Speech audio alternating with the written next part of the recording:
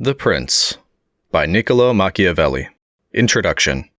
Niccolò Machiavelli was born at Florence on the 3rd of May, 1469. He was the second son of Bernardo di Niccolò Machiavelli, a lawyer of some repute, and Bartolommea di Stefano Nelli, his wife. Both parents were members of the old Florentine nobility. His life falls naturally into three periods, each of which singularly enough constitutes a distinct and important era in the history of Florence. His youth was concurrent with the greatness of Florence as an Italian power under the guidance of Lorenzo de' Medici, Il Magnifico. The downfall of the Medici in Florence occurred in 1494, in which year Machiavelli entered the public service. During his official career, Florence was free under the government of a republic, which lasted until 1512, when the Medici returned to power and Machiavelli lost his office. The Medici again ruled Florence from 1512 until 1527, when they were once more driven out. This was the period of Machiavelli's literary activity and increasing influence, but he died within a few weeks of the expulsion of the Medici on the 22nd of June 1527 in his 58th year, without having regained office. Although there is little recorded of the youth of Machiavelli,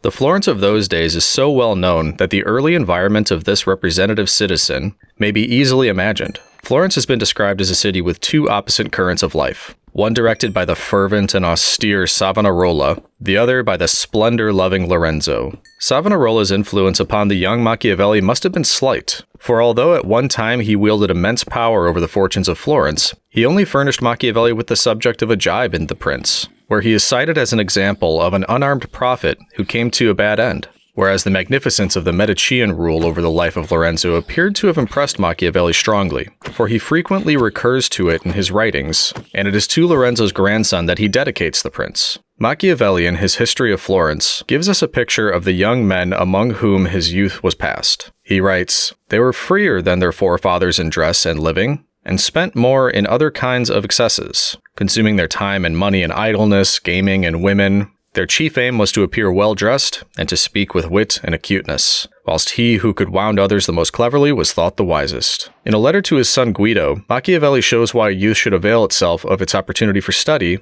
and leads us to infer that his own youth had been so occupied. He writes, "I have received your letter, which has given me the greatest pleasure, especially because you tell me you are quite restored in health, than which I could have no better news. For if God grant life to you and to me, I hope to make a good man of you, if you are willing to do your share." Then, writing of a new patron, he continues, "This will turn out well for you, but it is necessary for you to study. Since then you no longer have the excuse of illness, take pains to study letters and music, for you see what honor is done to me for the little skill I have. Therefore, my son, if you wish to please me, and bring success and honor to yourself, do write and study, because others will help you if you help yourself." The second period of Machiavelli's life was spent in the service of the Free Republic of Florence, which flourished, as stated above, from the expulsion of the Medici in 1494 until their return in 1512. After serving 4 years in one of the public offices, he was appointed Chancellor and Secretary to the Second Chancery, the 10 of liberty and peace. Here we are on firm ground when dealing with the events of Machiavelli's life, for during this time he took a leading part in the affairs of the Republic, and we have its decrees, records, and dispatches to guide us, as well as his own writings. A mere recapitulation of a few of his transactions with the statesmen and soldiers of his time gives a fair indication of his activities,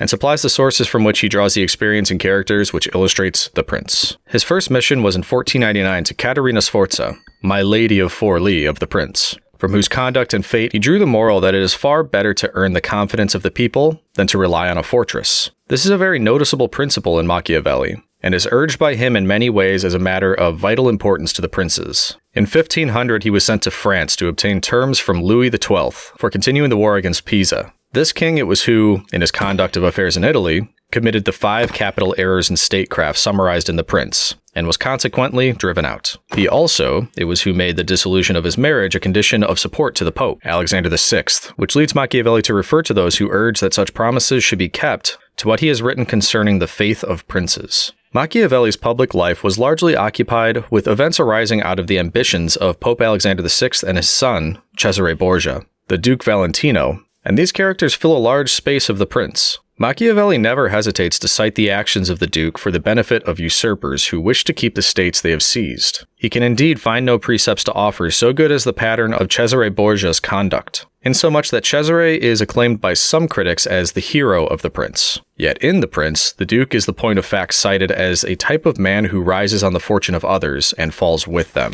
who takes every course that might be expected from a prudent man, but the course which will save him, who is prepared for all eventualities but the one which happens, and who, when all his abilities fail to carry him through, exclaims that it was not his fault, but an extraordinary and unforeseen fatality. On the death of Pius III in 1503, Machiavelli was sent to Rome to watch the election of his successor, and there he saw Cesare Borgia cheated into allowing the choice of the college to fall on Giuliano della Rovere, Julius II, who was one of the cardinals that had most reason to fear the Duke. Machiavelli, when commenting on this election, says that he who thinks new favors will cause great personages to forget old injuries deceives himself. Julius did not rest until he had ruined Cesare. It was to Julius II that Machiavelli was sent in 1506, when that pontiff was commencing his enterprise against Bologna, which he brought to a successful issue, as he did many of his other adventures, owing chiefly to his impetuous character. It is in reference to Pope Julius that Machiavelli moralizes on his resemblance between fortune and women, and concludes that it is the bold rather than the cautious man that will win and hold them both. It is impossible to follow here the varying fortunes of the Italian states, which in 1507 were controlled by France, Spain, and Germany, with results that have lasted to our day. We are concerned with those events, and with the three great actors in them, so far only as they impinge in the personality of Machiavelli. He had several meetings with Louis XII of France, and his estimate of that monarch's character had already been alluded to. Machiavelli had painted Ferdinand of Aragon as the man who had accomplished great things under the cloak of religion, but who in reality had no mercy, faith, humanity, or integrity, and who, had he allowed himself to be influenced by such motives, would have been ruined. The Emperor Maximilian was one of the most interesting men of the age, and his character had been drawn by many hands. But Machiavelli, who was an envoy at his court in 1507 to 1508, reveals the secret of his many failures when he describes him as a secretive man, without force of character, ignoring the human agencies necessary to carry his schemes into effect, and never insisting on the fulfillment of his wishes. The remaining years of Machiavelli's official career were filled with events arising out of the League of Cambria, made in 1508 between the three great European powers already mentioned and the Pope, with the object of crushing the Venetian Republic. This result was attained in the Battle of Vaila, when Venice lost in one day all that she had won in 800 years. Florence had a difficult part to play during these events, complicated as they were by the feud which broke out between the Pope and the French, because friendship with France had dictated the entire policy of the Republic. When in 1511 Julius II finally formed the Holy League against France, and with the assistance of the Swiss drove the French out of Italy, Florence lay at the mercy of the Pope, and had to submit to his terms, one of which was that the Medici should be restored. The return of the Medici to Florence on the 1st of September 1512, and the consequent fall of the Republic, was the signal for the dismissal of Machiavelli and his friends, and thus put an end to his public career, for, as we have seen, he died without regaining office. On the return of the Medici, Machiavelli, who for a few weeks had vainly hoped to retain his office under the new masters of Florence, was dismissed by decree dated 7th November 1512. Shortly after this, he was accused of complicity in the abortive conspiracy against the Medici, imprisoned, and put to the question by torture. The new Medicean people procured his release, and he retired to his small property at San Casciano, near Florence, where he devoted himself to literature. In a letter to Francesco Vettori, dated 13th of December 1513, he has left a very interesting description of his life at this period, which elucidates his methods and his motives in writing The Prince. After describing his daily occupations with his family and his neighbors, he writes, "The evening being come, I return home and go to my study. At the entrance I pull off my peasant clothes, covered with dust and dirt, and put on my noble court dress. And thus becomingly reclothed, I pass into the ancient courts of the men of old, where being lovingly received by them, I am fed with that food which is mine alone, where I do not hesitate to speak with them, and to ask for them reason of their actions. And they in their benignity answer to me. And for 4 hours I feel no weariness. I forget every trouble. Poverty does not dismay. Death does not terrify me. I am possessed entirely by those great men. And because Dante says, 'Knowledge doth come of learning well retained, unfruitful else,' I have noted down what I have gained from their conversation and have composed a small work on principalities, where I pour myself out as fully as I can in meditation on the subject, discussing what a principality is, what kinds there are, how they can be acquired, how they can be kept, why they are lost. And if any of my fancies ever pleased you, this ought not to displease you. And to a prince, especially to a new one, it should be welcome. Therefore, I dedicate it to His Magnificence Giuliano. Filippo Casavecchio has seen it, He will be able to tell you what is in it, and of the discourses I have had with him. Nevertheless, I am still enriching and polishing it. The little book suffered many vicissitudes before attaining the form in which it has reached us. Various mental influences were at work during its composition. Its title and patron were changed, and for some unknown reason, it was finally dedicated to Lorenzo de' Medici. Although Machiavelli discussed with Casavecchio whether it should be sent or presented in person to the patron, there is no evidence that Lorenzo ever received or even read it. He certainly never gave Machiavelli any employment. Although it was plagiarized during Machiavelli's lifetime, The Prince was never published by him, and its text is still disputable. Machiavelli concludes his letter to Vittori thus, "And as to this little thing," his book, "when it has been read, it will be seen that during the 15 years I have given to the study of statecraft, I have never slept nor idled, and men ought to ever desire to be served by one who has reaped experience at the expense of others. And of my loyalty none could doubt, because having always kept faith I could not now learn how to break it. For he who has been faithful and honest as I have, cannot change his nature, and my poverty is a witness to my honesty." Before Machiavelli had got the Prince off his hands, he commenced his discourse on the first decade of Titus Livius, which should be read concurrently with the Prince. These and several minor works occupied him until the year 1518, when he accepted a small commission to look after the affairs of some Florentine merchants at Genoa. In 1519, the Medicean rulers of Florence granted a few political concessions to her citizens, and Machiavelli with others was consulted upon a new constitution under which the Great Council was to be restored. But on one pretext or another, it was not promulgated. In 1520, the Florentine merchants again had recourse to Machiavelli to settle their difficulties with Lucca, but this year was chiefly remarkable for its re-entry into Florentine literary society, where he was much sought after, and also for the production of his Art of War. It was in the same year that he received a commission at the instance of Cardinal de' Medici to write the History of Florence, a task which occupied him until 1525. His return to popular favor may have determined the Medici to give him this employment, for an old writer observed that an able statesman out of work, like a huge whale, will endeavor to overturn the ship unless he has an empty cask to play with. When the History of Florence was finished, Machiavelli took it to Rome for presentation to his patron, Giuliano de' Medici, who had in the meanwhile become pope under the title of Clement VII. It is somewhat remarkable that, as in 1513, Machiavelli had written The Prince for the instruction of the Medici after they had just regained power in Florence. So in 1525, he dedicated the History of Florence to the head of the family when its ruin was now at hand. In that year, the Battle of Pavia destroyed the French rule in Italy and left Francis I a prisoner in the hands of his great rival, Charles V. This was followed by the sack of Rome, upon the news of which the popular party at Florence threw off the yoke of the Medici, who were once more banished. Machiavelli was absent from Florence at this time, but hastened his return, hoping to secure his former office of secretary to the Ten of Liberty and Peace. Unhappily, he was taken ill soon after he reached Florence, where he died on the 22nd of June, 1527.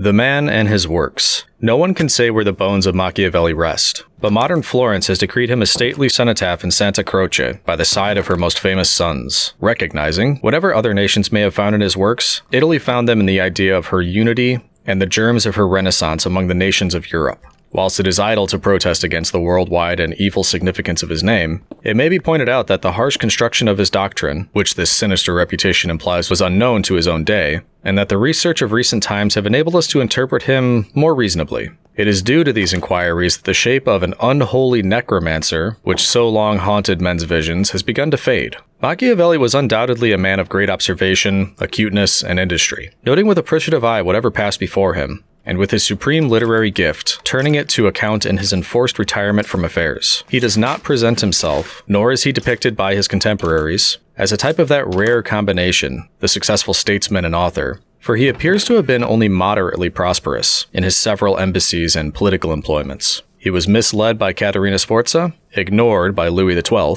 overawed by Cesare Borgia. Several of his embassies were quite barren of results. His attempts to fortify Florence failed, and the soldiery that he raised astonished everybody by their cowardice. In the conduct of his own affairs, he was timid and time-serving. He dared not appear by the side of the Soderini, to whom he owed so much for fear of compromising himself. His connections with the Medici was open to suspicion, and Giuliano appears to have recognized his real forte when he sent him to write the history of Florence, rather than employ him in the state. And it is on the literary side of his character, and there alone, that we find no weakness and no failure.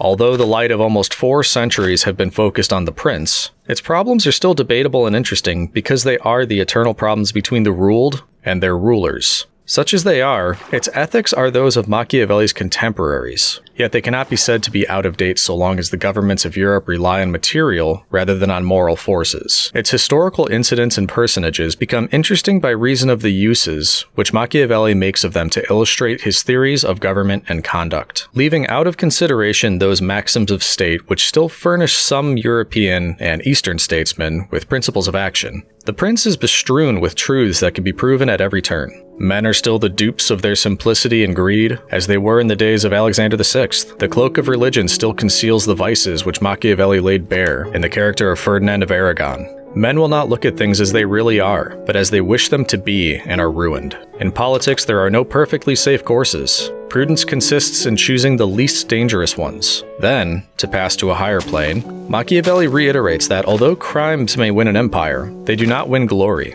Necessary wars are just wars, and the arms of a nation are hollowed when it has no other resource but to fight. It is the cry of a far later day than Machiavelli's that government should be elevated into a living moral force, capable of inspiring the people with just recognition of the fundamental principles of society. To this high argument, the prince contributes but little. Machiavelli always refused to write either of men or of governments otherwise than as he found them, and he writes with such skill and insight that his work is of abiding value. But what invests the prince with more than a merely artistic or historical interest in the incontrovertible truth that it deals with the great principles which still guide nations and rulers in their relationships with each other and their neighbors. In translating The Prince, my aim has been to achieve at all costs an exact literal rendering of the original, rather than a fluent paraphrased adapted to the modern notions of style and expression. Machiavelli was no facile phrasemonger. The conditions under which he wrote obliged him to weigh every word. His themes were lofty, his substance grave, his manner nobly plain and serious. Qui eo fuit unquam in partiundas rebus, in definiendis, in explanandis pressior. In The Prince, it may truly be said there is reason assignable not only for every word, but for the position of every word. To an Englishman of Shakespeare's time, the translation of such a treatise was in some way a comparatively easy task, for in those times the genius of English more nearly resembled that of the Italian language. To the Englishman of today, it is not so simple. To take a single example, the word intrattenere, employed by Machiavelli to indicate the policy adopted by the Roman Senate toward the weaker states of Greece, would by an Elizabethan be correctly rendered entertain. And every contemporary reader would understand what was meant by saying that Rome entertained the Aetolians and the Achaeans without augmenting their power. But today, such a phrase would seem obsolete and ambiguous, if not unmeaning. We are compelled to say that Rome maintained friendly relationships with the Aetolians, etc., using 4 words to do the work of 1. I have tried to preserve the pithy brevity of the Italians so far as was consistent with an absolute fidelity to the sense. If the result be an occasional asperity, I can only hope that the reader, in their eagerness to reach the author's meaning, may overlook the roughness of the road that leads them to it. Dedication. To the magnificent Lorenzo di Piero de' Medici. Those who strive to obtain the good graces of a prince are accustomed to come before him with such things as they hold most precious, or in which they see him take most delight, whence one often sees horses, arms, cloth of gold, precious stones, and similar ornaments presented to the princes worthy of their greatness. Desiring, therefore, to present myself to your magnificence with some testimony of my devotion towards you, I have not found among my possessions anything which I hold more dear than, or value so much as, the knowledge of the actions of great men, acquired by long experience in contemporary affairs, and a continual study of antiquity, which, having reflected upon it, with great and prolonged diligence I now send, digested into a little volume, to your magnificence. And although I may consider this work unworthy of your countenance, nevertheless I trust much to your benignity that it may be acceptable, seeing that it is not possible for me to take a better gift than to offer you the opportunity of understanding in the shortest time all that I have learnt in so many years, and with so many troubles and dangers. Which work I have not embellished with swelling or magnificent words, nor stuffed with rounded periods, nor with any extrinsic allurements or adornments whatever, with which so many are accustomed to embellish their works. For I have wished either that no honor should be given it, or else the truth of the matter and the weightiness of the theme shall make it acceptable. Nor do I hold with those who regard it as presumption, if a man of low and humble condition dare to discuss and settle the concern of princes. Because just as those who draw landscapes place themselves below in the plain to contemplate the nature of the mountains and of lofty places, and in order to contemplate the plains place themselves upon high mountains, even so to understand the nature of the people it needs to be a prince, and to understand that of princes, it needs to be of the people. Take then, your magnificence, this little gift in the spirit in which I send it, wherein, if it be diligently read and considered by you, You will learn my extreme desire that you should attain the greatness which fortune and your other attributes promise. And if your magnificence from the summit of your greatness will sometimes turn your eyes to the lower regions, you will see how unmeritedly I suffer a great and continued malignity of fortune. Chapter 1. How many kinds of principalities there are, and by what means they are acquired. All states, all powers that have held and hold rule over men have been and are either republics or principalities. Principalities are either hereditary, in which the family has been long established, or they are new. The new are either entirely new, as was Milan to Francesco Sforza, or they are, as it were, members annexed to the hereditary state of the prince who has acquired them, as was the kingdom of Naples to that of the king of Spain. Such dominions thus acquired are either accustomed to live under a prince or to live in freedom, and are acquired either by the arms of the prince himself, or of others, or else by fortune or by ability.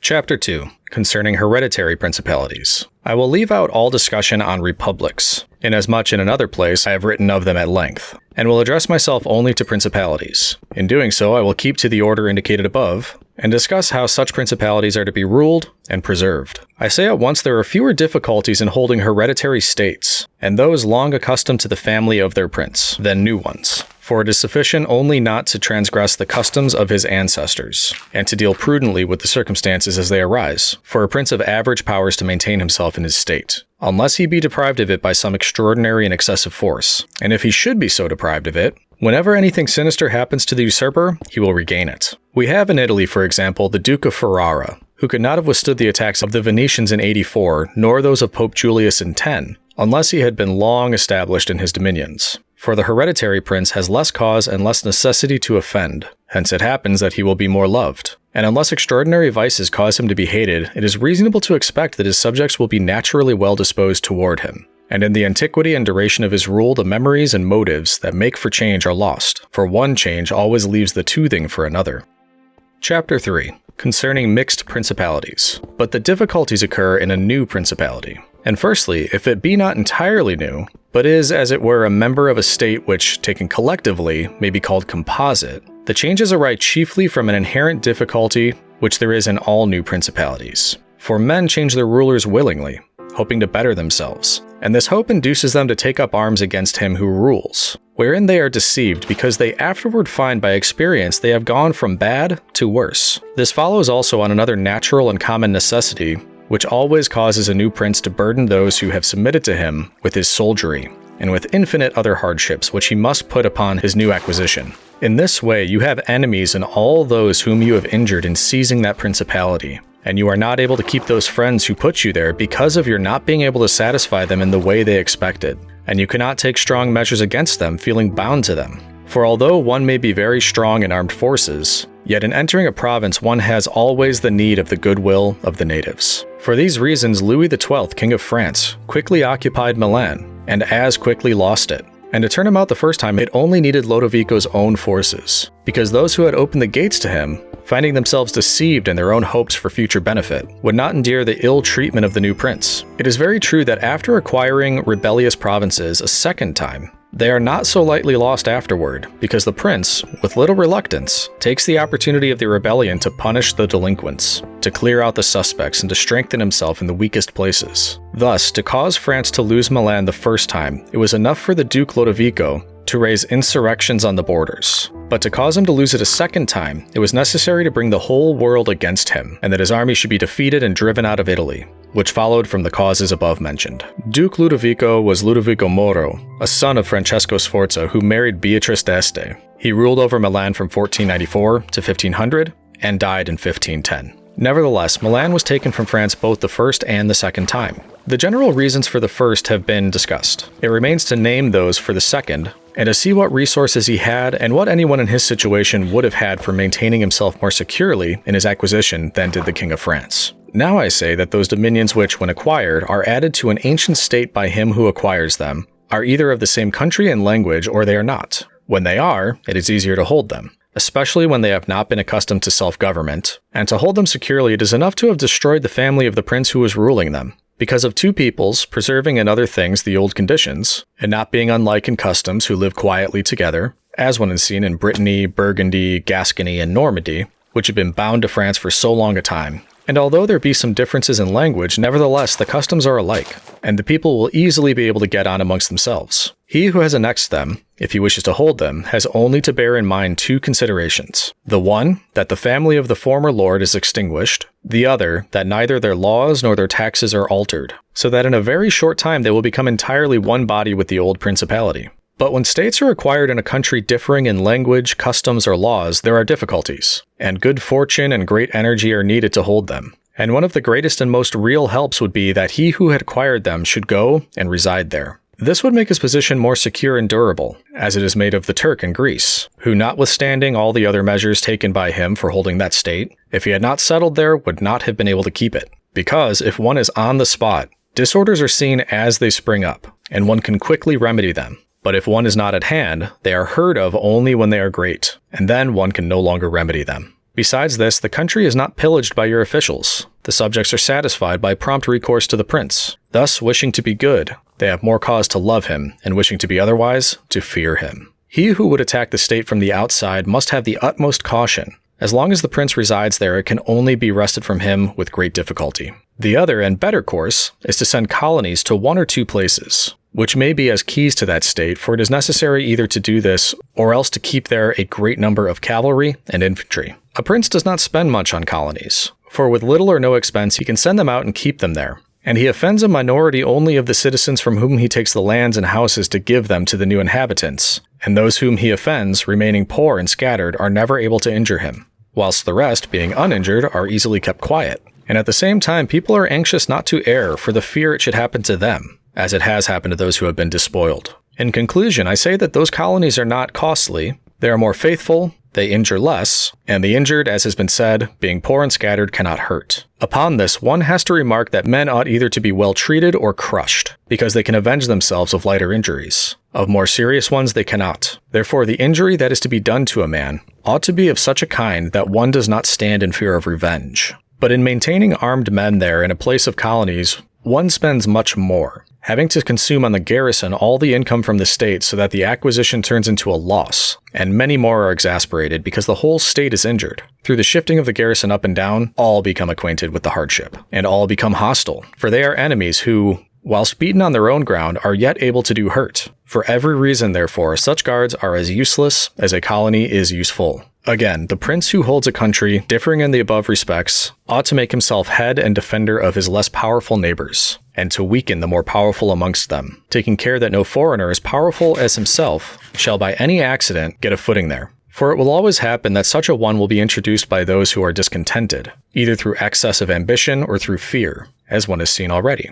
The Romans were brought into Greece by the Aetolians, and in every other country where they obtained a footing, they were brought in by the inhabitants. And the usual course of affairs is that as soon as a powerful foreigner enters the country, all the subject states are drawn to him, moved by the hatred they feel against the ruling power, so that in respect to those subject states he has not to take any trouble to gain them over to himself, for the whole of them quickly rally to the state which he has acquired there. He has only to take care that they do not get hold of too much power and too much authority, and then with his own forces and with their goodwill, he can easily keep down the more powerful of them, so as to remain entirely master in the country. And he who does not properly manage this business will soon lose what he has acquired, and whilst he does hold it, he will have endless difficulties and troubles. The Romans, in the countries which they annexed, observed closely these measures. They sent colonies and maintained friendly relations with the minor powers, without increasing their strength. They kept down the greater and did not allow any strong foreign powers to gain authority. Greece appears to me sufficient for an example. The Achaeans and the Aetolians were kept friendly by them.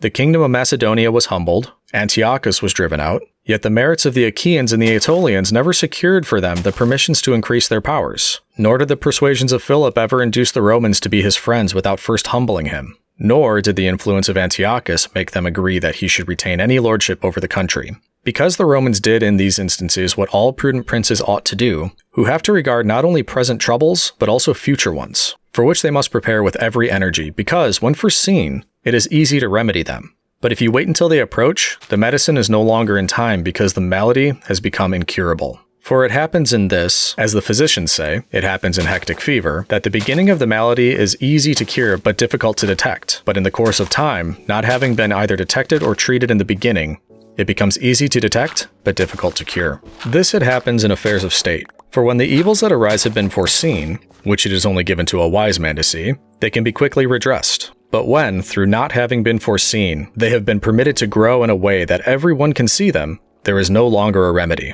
Therefore, the Romans, foreseeing troubles, dealt with them at once, and even to avoid a war would not let them come to a head, for they knew that war is not to be avoided, but is only to be put off to the advantage of others. Moreover, they wished to fight with Philip and Antiochus in Greece, so as not to have to do it in Italy. They could have avoided both, but this they did not wish, nor did that ever please them, which is forever in the mouths of the wise ones of our time. Let us enjoy the benefits of the time, but rather the benefits of their own valor and prudence, for time drives everything before it, and is able to bring with it good as well as evil, and evil as well as good. But let us turn to France and inquire whether she has done any of the things mentioned. I will speak of Louis, and not of Charles, as the one whose conduct is the better to be observed, he having held possession of Italy for the longest period, and you will see that he has done the opposite to those things which ought to be done to retain a state composed of diverse elements. King Louis was brought into Italy by the ambitions of the Venetians, who desired to obtain half the state of Lombardy by his intervention. I will not blame the course taken by the king, because wishing to get a foothold in Italy, and having no friends there, seeing rather that every door was shut to him, owing to the conduct of Charles, he was forced to accept those friendships which he could get, and he would have succeeded very quickly in his design if in other matters he had not made some mistakes. The king, however, having acquired Lombardy, regained at once authority which Charles had lost. Genoa yielded, the Florentines became his friends, the Marquess of Mantua, the Duke of Ferrara, the Bentivogli, my Lady of Forli, the Lords of Faenza, of Pesaro, of Rimini, of Camerino, of Piombino, the Lucchesi, the Pisans, the Sienese, everybody made advances to him to become his friend. Then could the Venetians realize the rashness of the course taken by them, which in order that they might secure 2 towns in Lombardy, he had made the king master of 2/3 of Italy. Let anyone now consider what little difficulty the king could have maintained his position in Italy had he observed the rules above laid down, and kept all his friends secured and protected, for although they were numerous and they were both weak and timid, some afraid of the church, some of the Venetians, and thus they would always have been forced to stand with him, and by their means he could easily have made himself secure against those who remained powerful. But he was no sooner in Milan than he did the contrary by assisting Pope Alexander to occupy the Romagna. It never occurred to him that by this action he was weakening himself, depriving himself of friends and of those who had thrown themselves into his lap, whilst he aggrandized the church by adding much temporal power to the spiritual, thus giving it greater authority. And having committed this prime error, he was obliged to follow it up, so much so that to put an end to the ambitions of Alexander and to prevent his becoming the master of Tuscany, he was himself forced to come into Italy. And as if it were not enough to have aggrandized the church, and deprive himself of friends, wishing to have the kingdom of Naples, divides it with the king of Spain, and where he was the prime arbiter in Italy he takes an associate, so that the ambitions of the country and the malcontents of his own should have somewhere to shelter, and whereas he could have left in the kingdom his own pensioner as king, he drove him out, to put one there who was able to drive him, Louis, out in turn. The wish to acquire is in truth very natural and common, and men always do so when they can, and for this they will be praised, not blamed.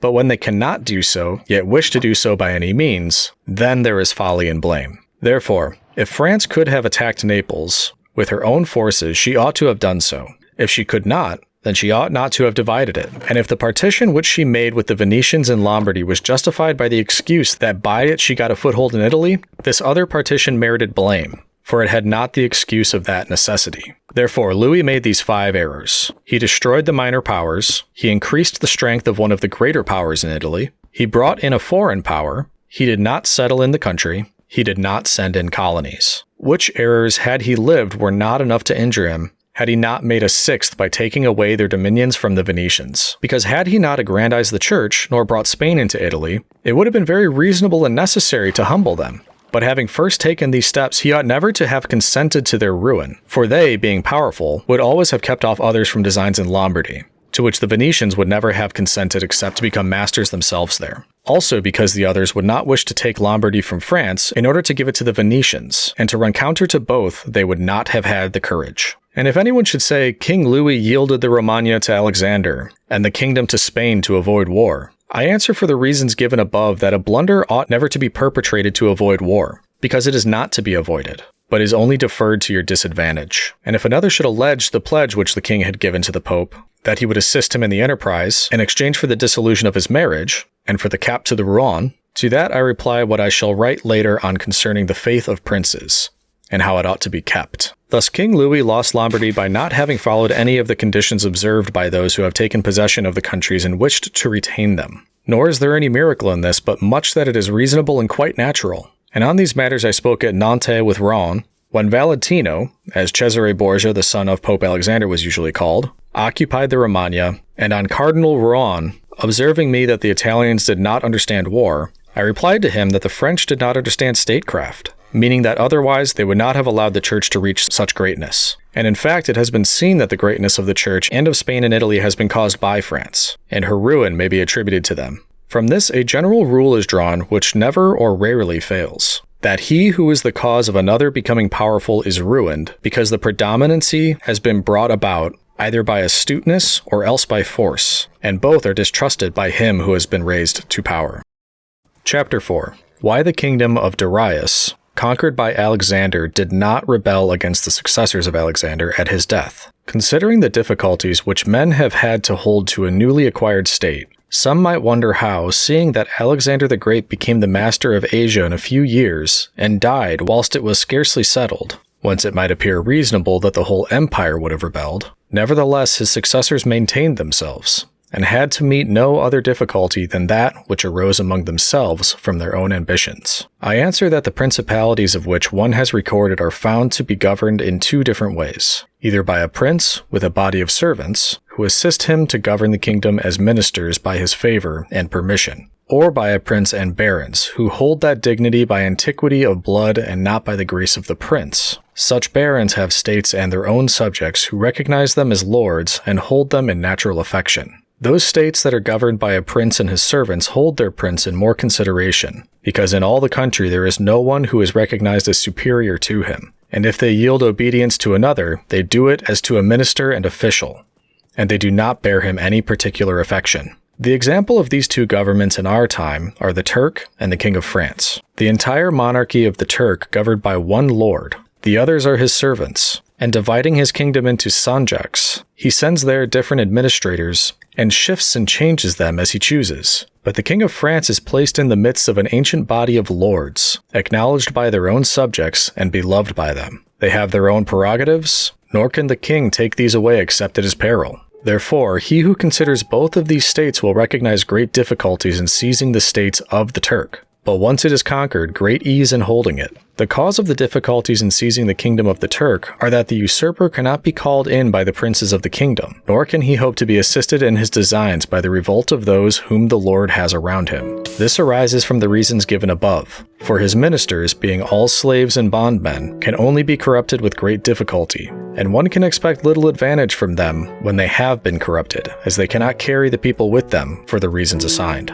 Hence, he who attacks the Turk must bear in mind that he will find him united, and he will have to rely more on his own strength than on the revolt of others. But if once the Turk has been conquered and routed in the field in such a way that he cannot replace his armies, there is nothing to fear but the family of the prince, and this being exterminated, there remains no one to fear, the others having no credit with the people. And as the conqueror did not rely on them before his victory, so he ought not to fear them after that. The contrary happens in kingdoms governed like that of France, because one can easily enter there by gaining over some baron of the kingdoms, for one always finds malcontents and such as desire a change. Such men, for the reasons given, can open the way into the state and render the victory easy. But if you wish to hold it afterward, you meet with infinite difficulties both from those who have assisted you and from those you have crushed. Nor is it enough for you to have exterminated the family of the prince, because the lords that remain make themselves the heads of fresh movements against you.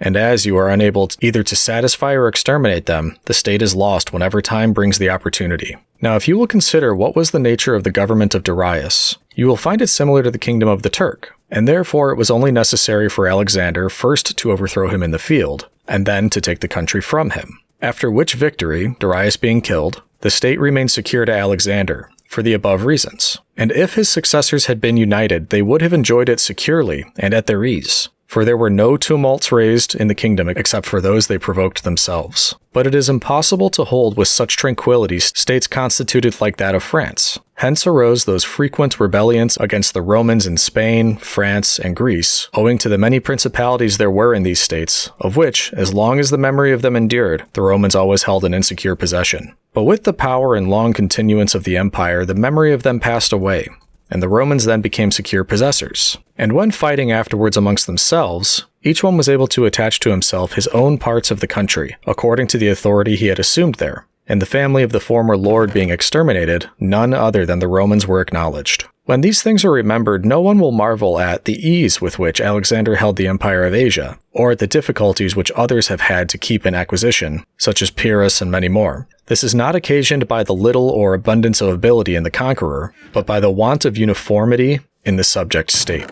Chapter 5. Concerning the way to govern cities or principalities which lived under their own laws before they were annexed. Whenever those states which have been acquired as stated have been accustomed to live under their own laws and in freedom, there are 3 courses for those who wish to hold them. The first is to ruin them. The next is to reside there in person. The third is to permit them to live under their own laws, drawing a tribute, and establishing within it an oligarchy which will keep it friendly to you. Because such a government, being created by the prince, knows that it cannot stand without his friendship and interest, and does its utmost to support him, and therefore he who would keep a city accustomed to freedom will hold it more easily by the means of its own citizens than by any other way. There are, for example, the Spartans and the Romans. The Spartans held Athens and Thebes, establishing there an oligarchy. Nevertheless, they lost them. The Romans, in order to hold Capua, Carthage, and Numantia, dismantled them and did not lose them.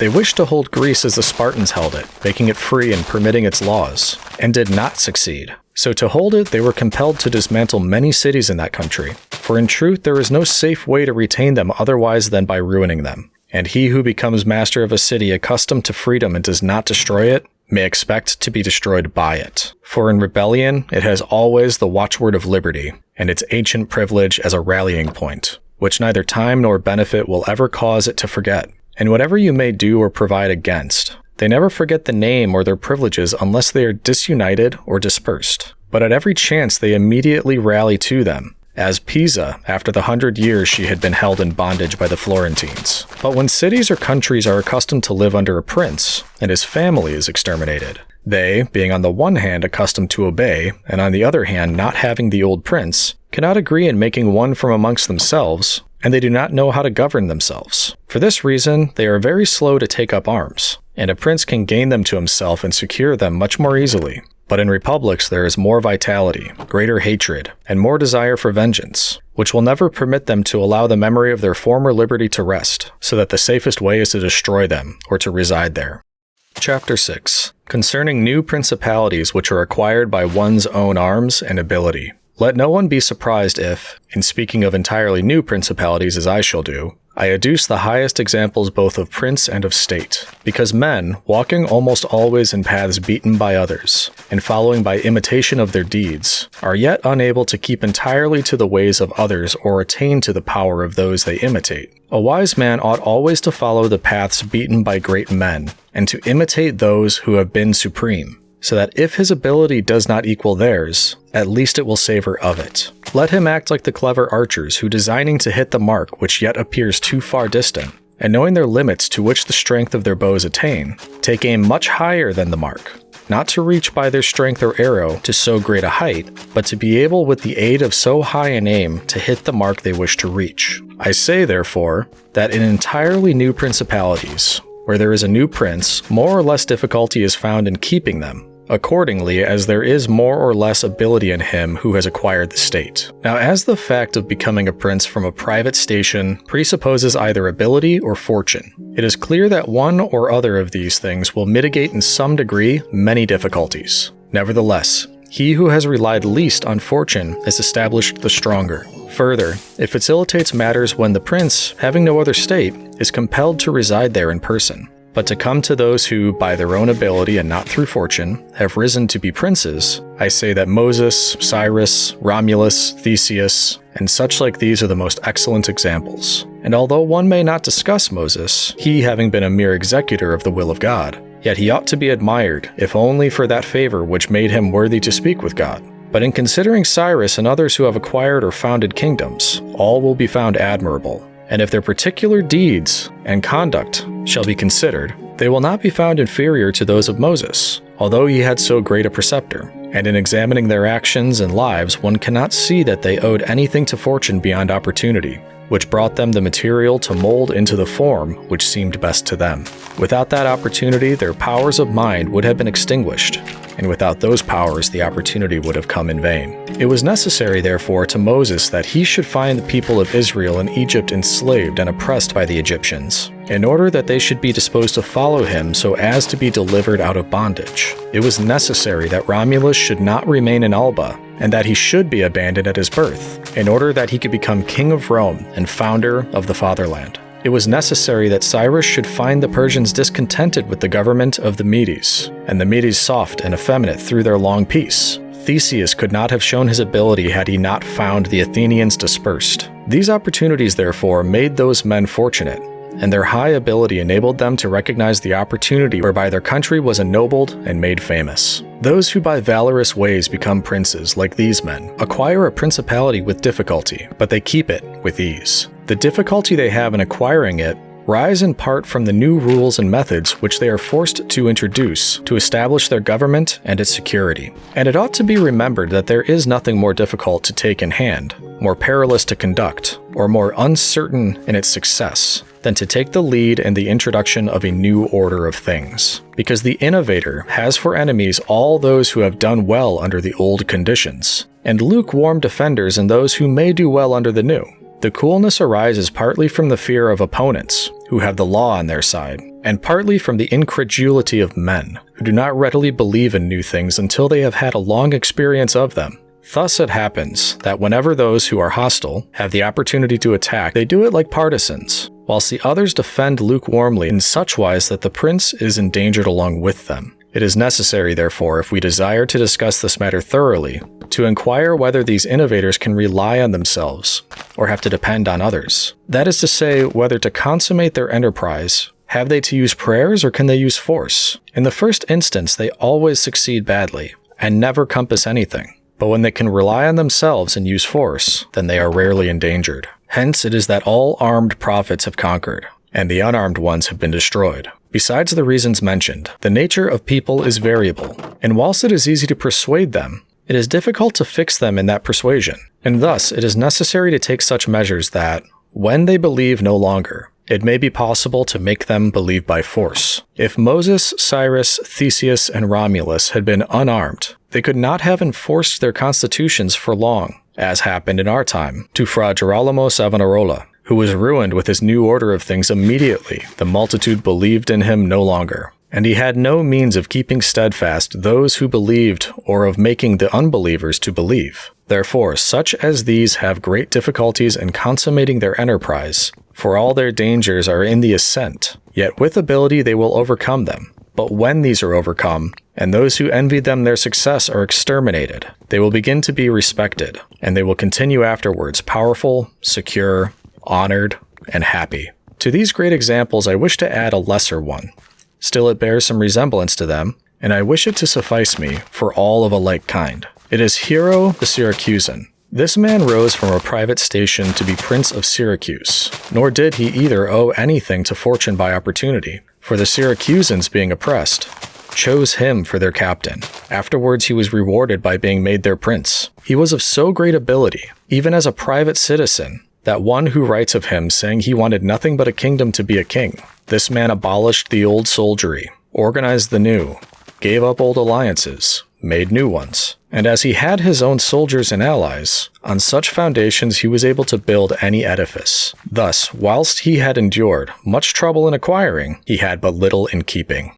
Chapter 7. Concerning new principalities, which are acquired either by the arms of others, or by good fortune. Those who solely by good fortune become princes from being private citizens have little trouble in rising, but much in keeping atop. They have not any difficulties on the way up, because they fly, but they have many when they reach the summit. Such are those to whom some state is given either for money or by the favor of him who bestows it, as happened to many in Greece, in the cities of Ionia and of the Hellespont, where princes were made by Darius, in order that they might hold the cities, both for his security and for his glory. As also were those emperors who, by the corruption of the soldiers, from being citizens came to empire. Such stand simply elevated upon the good will and the fortune of him who has elevated them. Two most inconstant and unstable things. Neither have they the knowledge requisite for the position, because unless they are men of great worth and ability, it is not reasonable to expect that they should know how to command, having always lived in a private condition.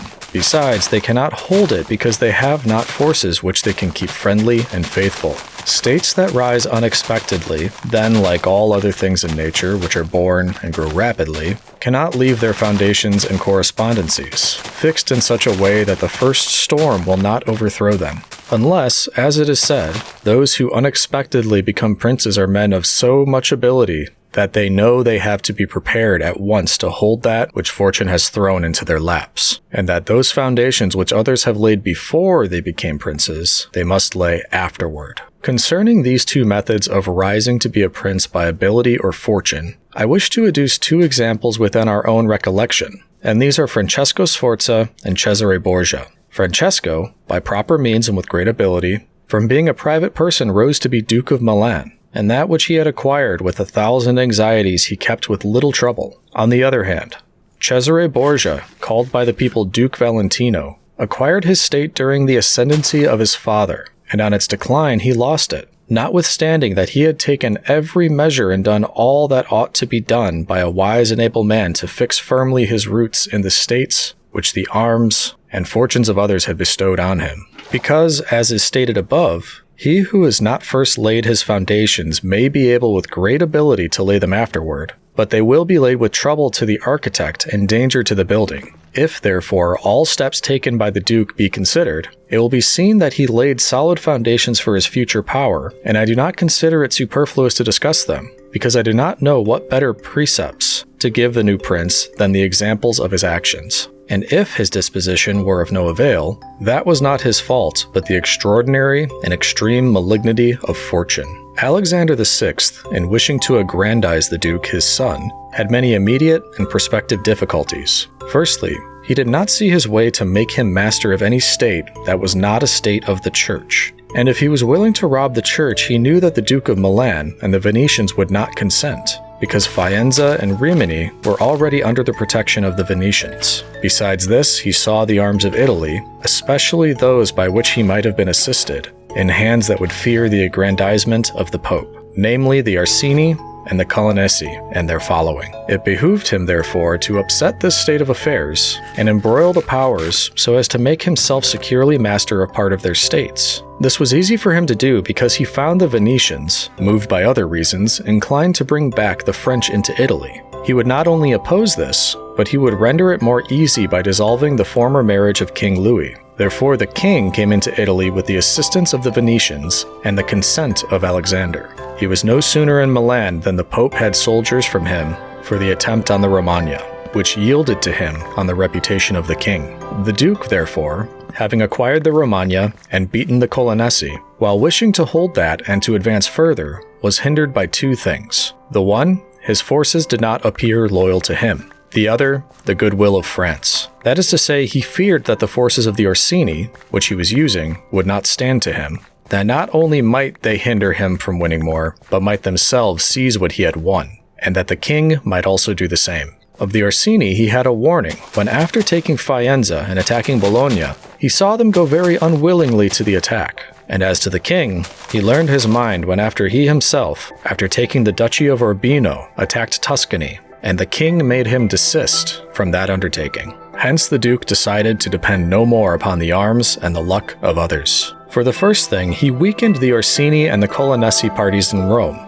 by gaining to himself all their adherents who were gentlemen, making them his gentlemen, giving them good pay, and according to their rank, honoring them with office and command in such a way that in a few months all attachment to the factions was destroyed and turned entirely to the Duke. After this, he awaited an opportunity to crush the Orsini, having scattered the adherents of the Colonna house. This came to him soon, and he used it well, for the Orsini perceived at length that the aggrandizement of the Duke and the Church was ruin to them, called a meeting of the Magione in Perugia. From this sprung the rebellion at Urbino and the tumults in the Romagna, with endless dangers to the Duke, all of which he overcame with the help of the French, having restored his authority, not to leave it at risk by trusting either the French or other outside forces. He had recourse to his wiles, and he knew so well how to conceal his mind that by the meditation of Signor Paiolo, whom the Duke did not fail to secure with all kinds of attention, giving him money, apparel, and horses, the Orsini were reconciled,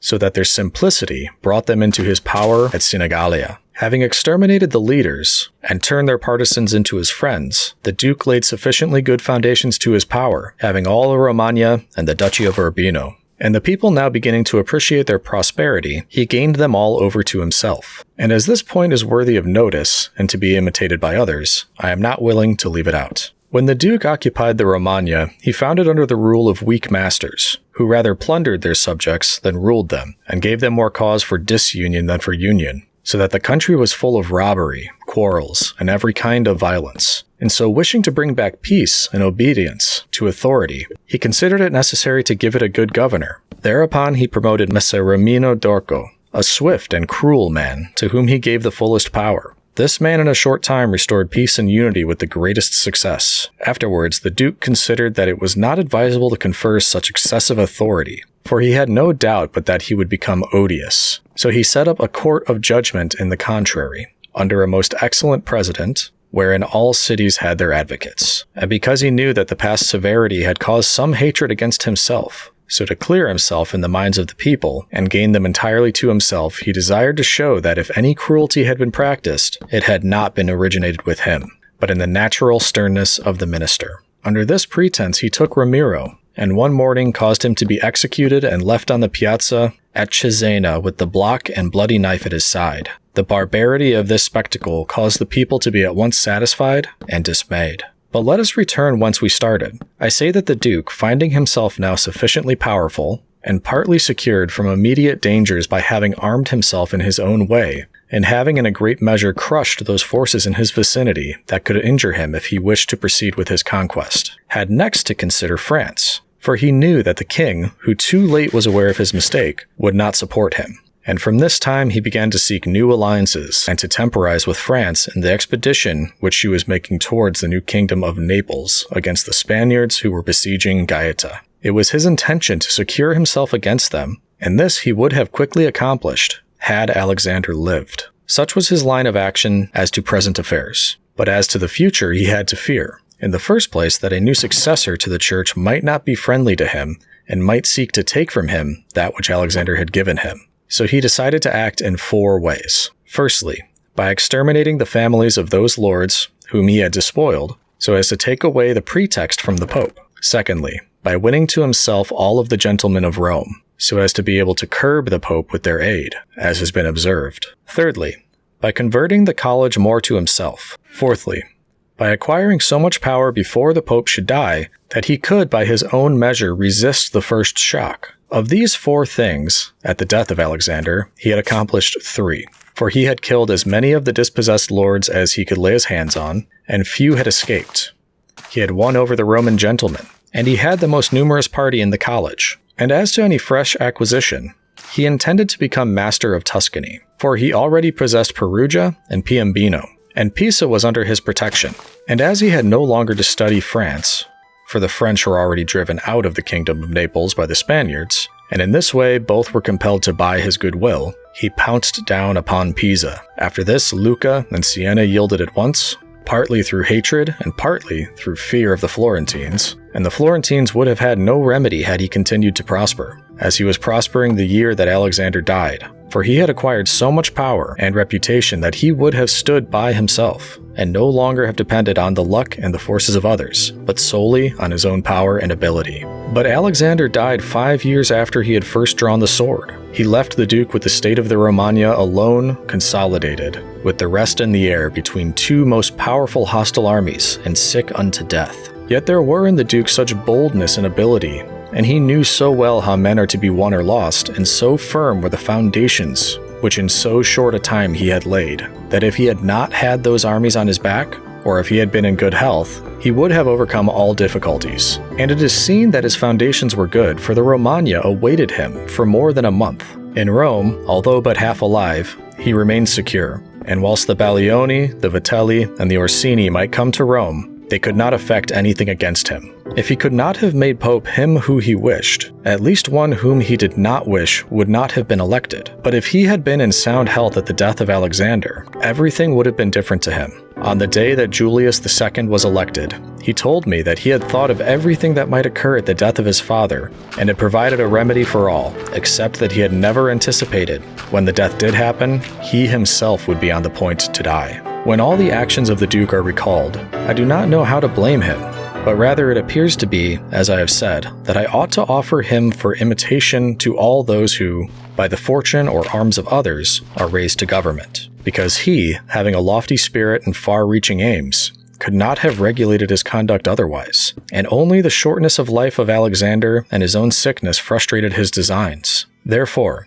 he who considers it necessary to secure himself in his new principality, to win friends, to overcome either by force or fraud, to make himself beloved and feared by the people, to be followed and revered by the soldiers, to exterminate those who have power or reason to hurt him, to change the old order of things for new, to be severe and gracious, magnanimous and liberal, to destroy a disloyal soldiery and to create new, to maintain friendship with kings and princes in such a way that they must help him with zeal and offend with caution, cannot find a more lively example than the actions of this man. Only can he be blamed for the election of Julius II, in whom he made a bad choice, because as is said, not being able to elect a pope to his own mind, he could have hindered any other from being elected pope, and he ought never to have consented to the election of any cardinal whom he had injured or who had cause to fear him if they became pontiffs. For men injure either from fear or hatred. Those who he had injured, amongst others, were San Pietro, Advincula, Colonna, San Giorgio,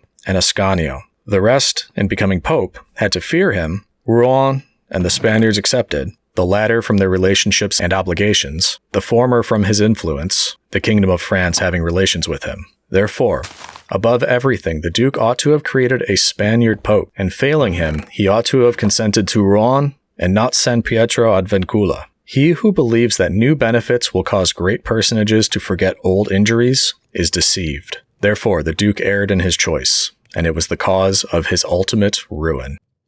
Chapter 8. Concerning those who have obtained a principality by wickedness. Although a prince may rise from a private station in two ways, neither of which can be entirely attributed to fortune or genius, yet it is manifest to me that I must not be silent on them, although one could be more copiously treated when I discuss republics. These methods are, when either by some wicked or nefarious ways one ascends to the principality, or when by the favor of his fellow citizens a private person becomes the prince of his country. And speaking of the first method, it will be illustrated by two examples, one ancient, the other modern. And without entering further into the subject, I consider these two examples will suffice those who may be compelled to follow them. Agathocles the Sicilian became king of Syracuse not only from a private, but from a low and abject position. This man, the son of a potter, through all the changes in his fortunes, always led an infamous life. Nevertheless, he accompanied his infamies with so much ability of mind and body that, having devoted himself to the military profession, he rose through its ranks to be praetor of Syracuse. Being established in that position, and having deliberately resolved to make himself prince and to seize by violence,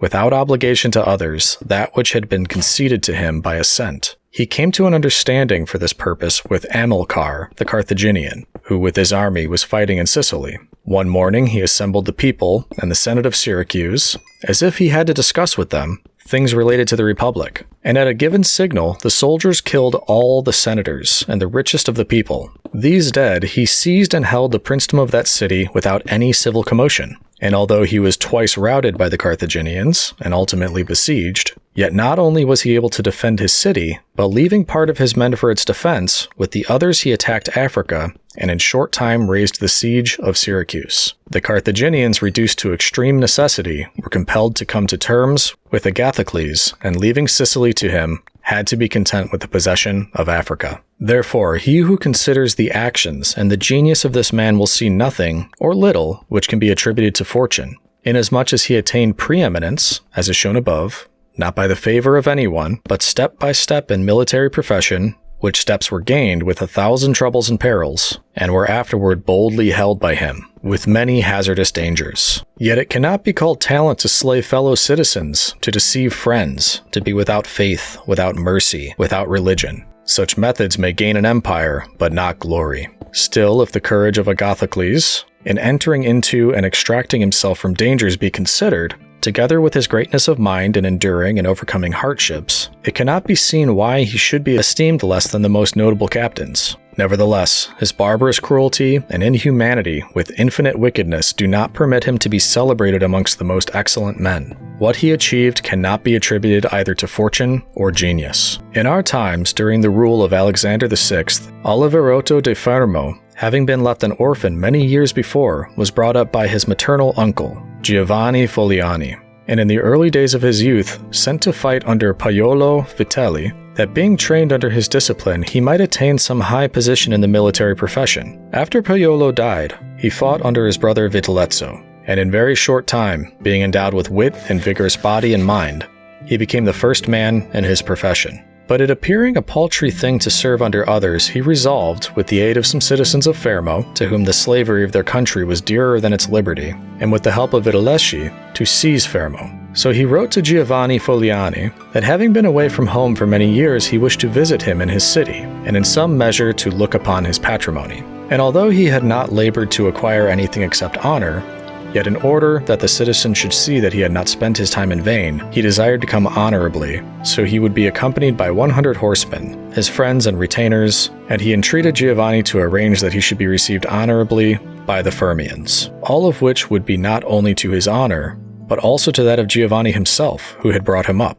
Giovanni, therefore, did not fail in any attentions due to his nephew, and he caused him to be honorably received by the Fermians, and he lodged him in his own house, where having passed some days, and having arranged what was necessary for his wicked designs, Oliverotto gave a solemn banquet to which he invited Giovanni Fogliani and the chiefs of Fermo. When the viands and all the other entertainers that are usual in such banquets were finished, Oliverotto artfully began certain grave discourses, speaking of the greatness of Pope Alexander and his son Cesare, and of their enterprise, to which discourse Giovanni and others answered. But he rose at once, saying that such matters ought to be discussed in a more private place, and he betook himself to a chamber where Giovanni and the rest of the citizens went in after him. No sooner were they seated that soldiers issued from secret places and slaughtered Giovanni and the rest. After these murders, Oliverotto, mounted on horseback, rode up and down the town and besieged the chief magistrate in the palace, so that in fear the people were forced to obey him and to form a government, of which he made himself the prince. He killed all the malcontents who were able to injure him, and strengthened himself with new civil and military ordinances, in such a way that in a year, during which he had held the principality, not only was he secure in the city of Fermo, but he had become formidable to all his neighbors, and his destruction would have been as difficult as that of Agathocles if he had not allowed himself to be overreached by Cesare Borgia, who took him with the Orsini and Vitelli at Sinigalia, as was stated above. Thus 1 year after he had committed this parricide, he was strangled together with Vitellozzo, whom he had made his leader in valor and wickedness. Some may wonder how it can happen that Agathocles, and his like, after infinite treacheries and cruelties, should live for long secure in this country, and defend himself from external enemies, and never be conspired against by his own citizens, seeing that many others, by means of cruelty, have never been able even in peaceful times to hold the state, still less in the doubtful times of war. I believe that this follows from severities being badly or properly used. Those may be called properly used. If of evil, it is possible to speak well, that are applied at one blow and are necessary to one's country's security, and that are not persisted in afterwards unless they can be turned to the advantage of the subjects. The badly employed are those which, notwithstanding they may be few in the commencement, multiply with time rather than decrease. Those who practice the first system are able, by aid of God or man, to mitigate in some degree their rule, as Agathocles did. It is impossible for those who follow the other to maintain themselves. Hence it is to be remarked that in seizing a state,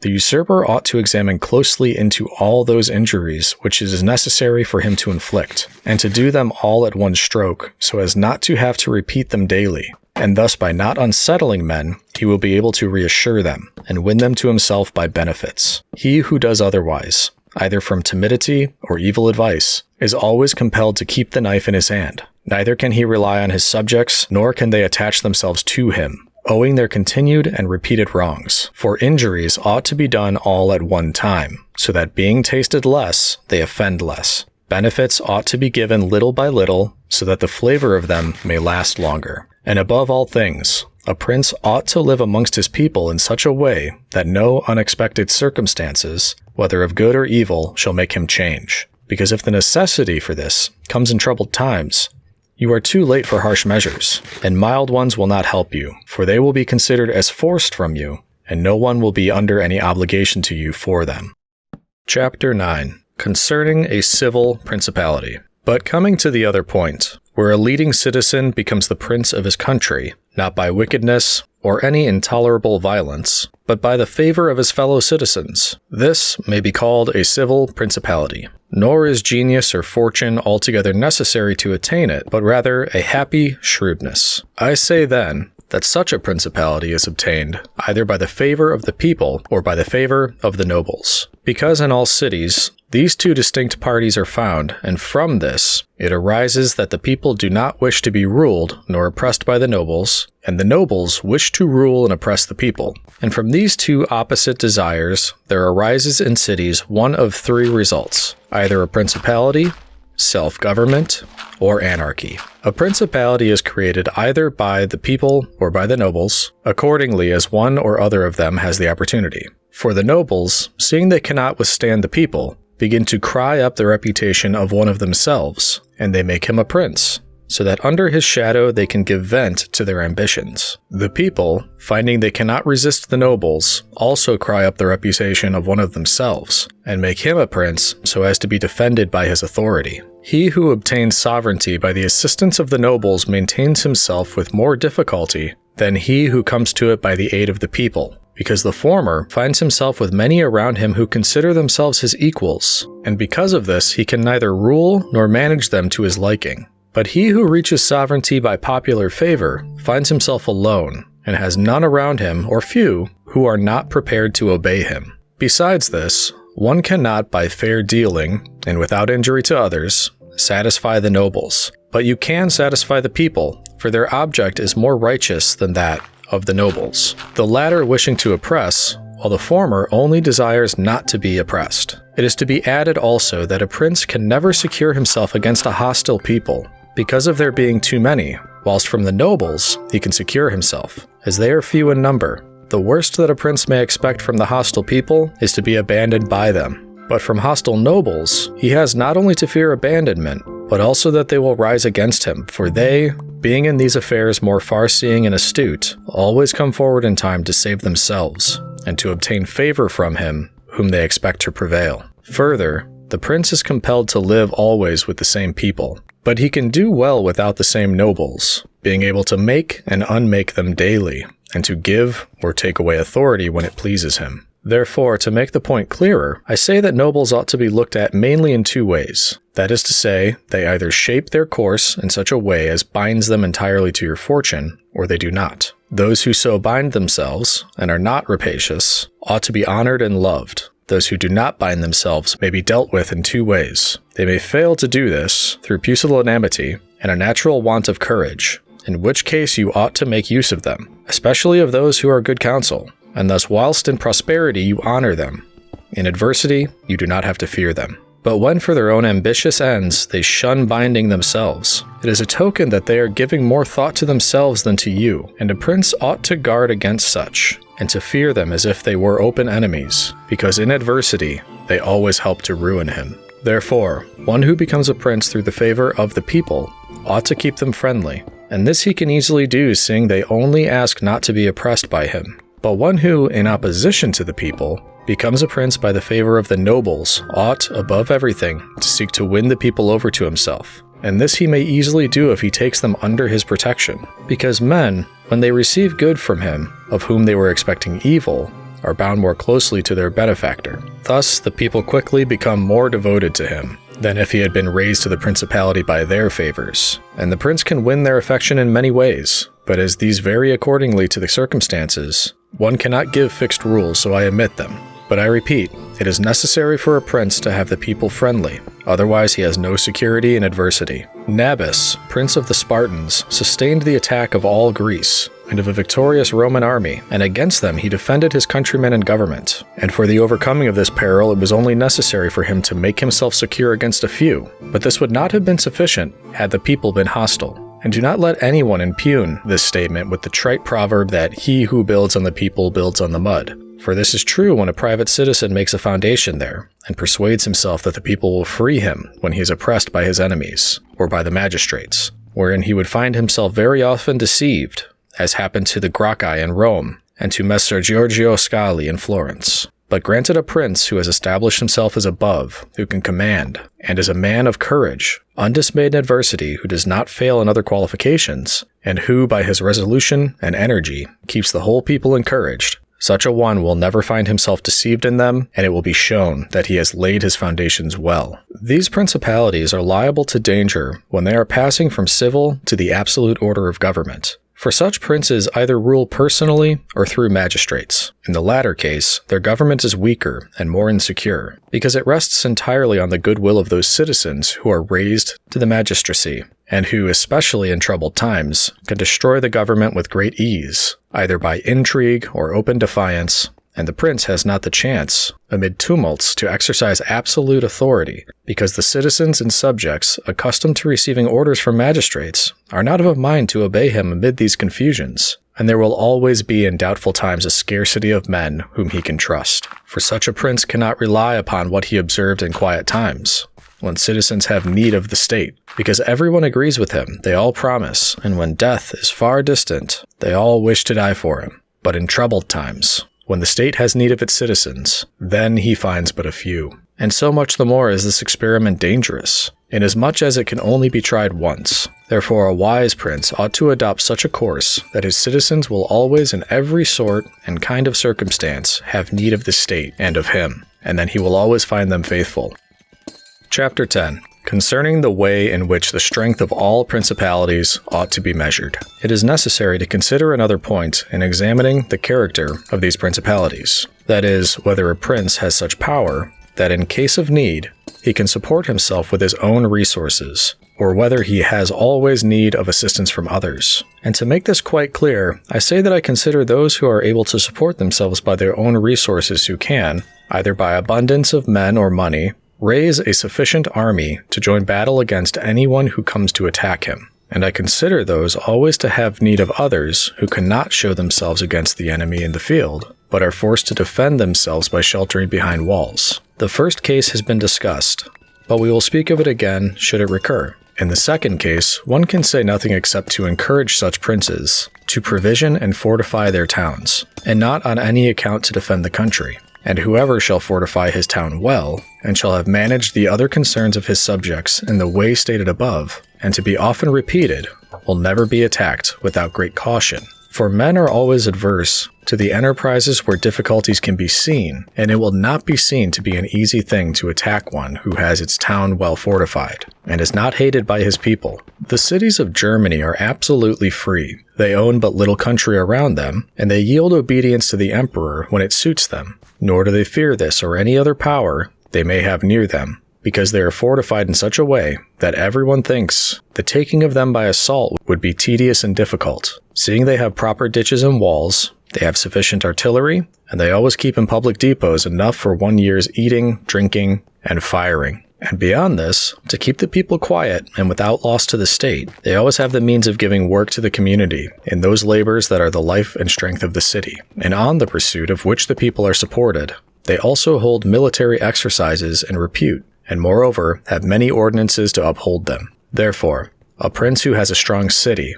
and had not made himself odious, will not be attacked, or if anyone should attack, he will only be driven off with disgrace. Again, because that the affairs of this world are so changeable, it is almost impossible to keep an army a whole year in the field without being interfered with. And whoever should reply, if the people have property outside the city and see it burnt, they will not remain patient, and the long siege and self-interest will make them forget their prince. To this I answer that a powerful and courageous prince will overcome all such difficulties by giving at one time hope to his subjects that the evil will not be for long, at another time fear for the cruelty of the enemy, then preserving himself adroitly from those subjects who seem to him to be too bold. Further, the enemy would naturally on his arrival at once burn and ruin the country at the time when the spirits of the people are still hot and ready for the defense, and therefore so much the less ought the prince to hesitate, because after a time, when spirits have cooled, the damage is already done, the ills are incurred, and there is no longer any remedy, and therefore they are so much the more ready to unite with their prince, he appearing to be under obligation to them now that their houses have been burnt, and their possessions ruined in his defense. For it is the nature of men to be bound by the benefits they confer as much as by those they receive. Therefore, if everything is well considered, it will not be difficult for a wise prince to keep the minds of his citizens steadfast from first to last, when he does not fail to support and defend them. Chapter 11. Concerning ecclesiastical principalities. It only remains now to speak of ecclesiastical principalities, touching which all difficulties are prior to getting possession, because they are acquired either by capacity or good fortune, and they can be held without either, for they are sustained by the ancient ordinances of religion, which are so all-powerful, and of such a character that the principalities may be held no matter how their princes behave and live. These princes alone have states and do not defend them, and they have subjects and do not rule them, and the states, although unguarded, are not taken from them, and the subjects, although not ruled, do not care, and they have neither the desire nor the ability to alienate themselves. Such principalities only are secure and happy, but being upheld by powers to which the human mind cannot reach, I shall speak no more of them, because being exalted and maintained by God, it would be the act of a presumptuous and rash man to discuss them. Nevertheless, if anyone should ask of me, how comes it that the Church has attained such greatness in temporal power, seeing that from Alexander backwards, the Italian potentates,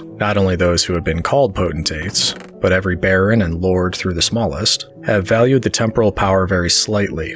Yet now a king of France trembles before it, and it has been able to drive him from Italy, and to ruin the Venetians. Although this may be very manifest, it does not appear to me superfluous to recall it in some measure to memory. Before Charles, King of France, passed into Italy, this country was under the dominion of the Pope, the Venetians, the King of Naples, the Duke of Milan, and the Florentines. These potentates had two principal anxieties. The one, that no foreigner should enter Italy under arms. The other, that none of themselves should seize more territory. Those about whom there was the most anxiety were the Pope and the Venetians. To restrain the Venetians, the union of all the others was necessary, as it was for the defense of Ferrara, and to keep down the Pope, they made use of the barons of Rome, whom being divided into two factions, Orsini and Colonnesi, had always a pretext for disorder, and standing with arms in their hands under the eyes of the pontiff, kept the pontificate weak and powerless. And although there might arise sometimes a courageous pope, such as Sixtus, yet neither fortune nor wisdom could rid him of these annoyances. And the short life of a pope is also a cause of weakness.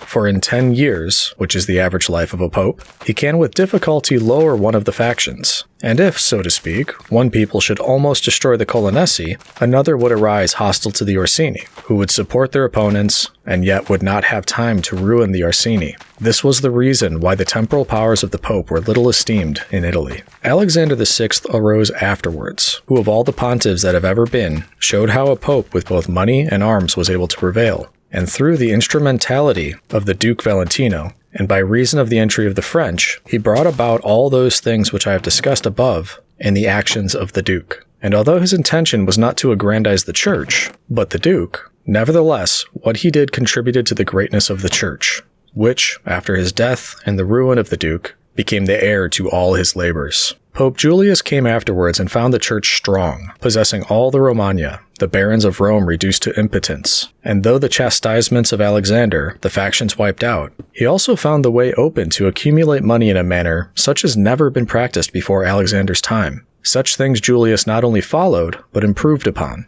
and he intended to gain Bologna, to ruin the Venetians, and to drive the French out of Italy. All of these enterprises prospered with him, and so much the more to his credit, inasmuch as he did everything to strengthen the Church, and not any private person. He kept also the Orsini and the Colonnesi factions within the bounds in which he found them. And although there was among them some mind to make disturbances, nevertheless he held two things firm. The one, the greatness of the Church, with which he terrified them, and the other, not allowing them to have their own cardinals, which caused the disorder among them. For whenever these factions have their cardinals, they do not remain quiet for long, because the cardinals foster the factions in Rome, and out of it, and the barons are compelled to support them. And thus, from the ambitions of prelates arise disorders and tumults among the barons. For these reasons, His Holiness Pope Leo found the pontificate most powerful, and it is to be hoped, if others made it great in arms, he will make it still greater, and more venerated by his goodness and infinite other virtues.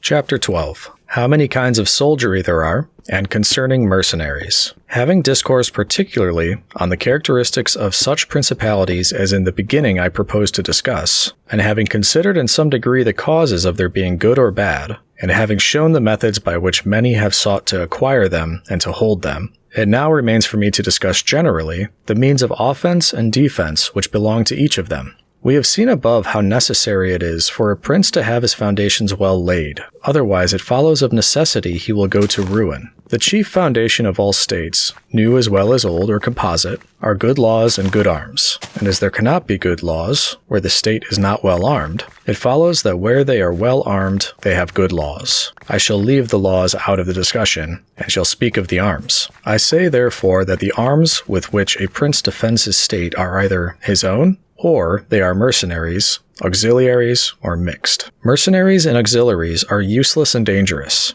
and if one holds his state based on those arms, he will stand neither firm nor safe, for they are disunited, ambitious, and without discipline, unfaithful, valiant before friends, cowardly before enemies. They have neither the fear of God nor fidelity to men, and destruction is deferred only so long as the attack is, for in peace one is robbed by them, and in war by the enemy. The fact is, they have no other attraction or reason for keeping the field than a trifle of stipend, which is not sufficient to make them willing to die for you. They are ready enough to be your soldiers whilst you do not make war, but if war comes they take themselves off, or run from foe, which I should have little trouble to prove, for the ruin of Italy has been caused by nothing else than by resting all her hopes for many years on mercenaries. And although they formerly made some display and appeared valiant amongst themselves, yet when the foreigners came they showed us what they were. Thus it was that Charles, King of France, was allowed to seize Italy with chalk in hand, and he who told us that our sins were the cause of it told the truth. But they were not the sins he imagined, but those which I have related, and as they were the sins of princes,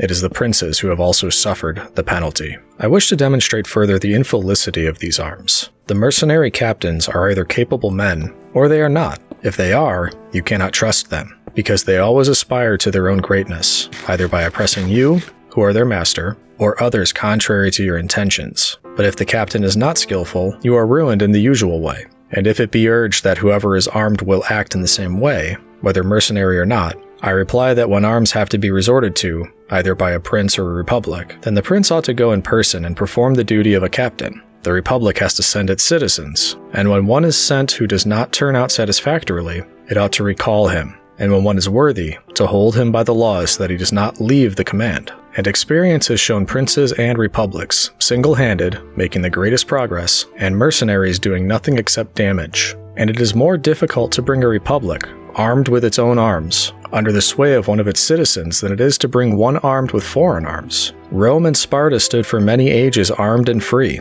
The Switzers are completely armed and quite free. Of ancient mercenaries, for example, there are the Carthaginians, who were oppressed by their mercenary soldiers after the first war with the Romans, although the Carthaginians had their own citizens for captains. After the death of Epaminondas, Philip of Macedon was made captain of their soldiers by the Thebans, and after victory he took away their liberty. Duke Filippo being dead, the Milanese enlisted Francesco Sforza against the Venetians, and he, having overcome the enemy at Caravaggio, allied himself with them to crush the Milanese, his masters. His father, Sforza, having been engaged by Queen Johanna of Naples, left her unprotected so that she was forced to throw herself into the arms of the King of Aragon in order to save her kingdom. And if the Venetians and Florentines formerly extended their dominions by these arms, and yet their captains did not make themselves princes, but have defended them, I reply that the Florentines in this case have been favored by chance. For of the able captains of whom they might have stood in fear, some have not conquered, some have been opposed,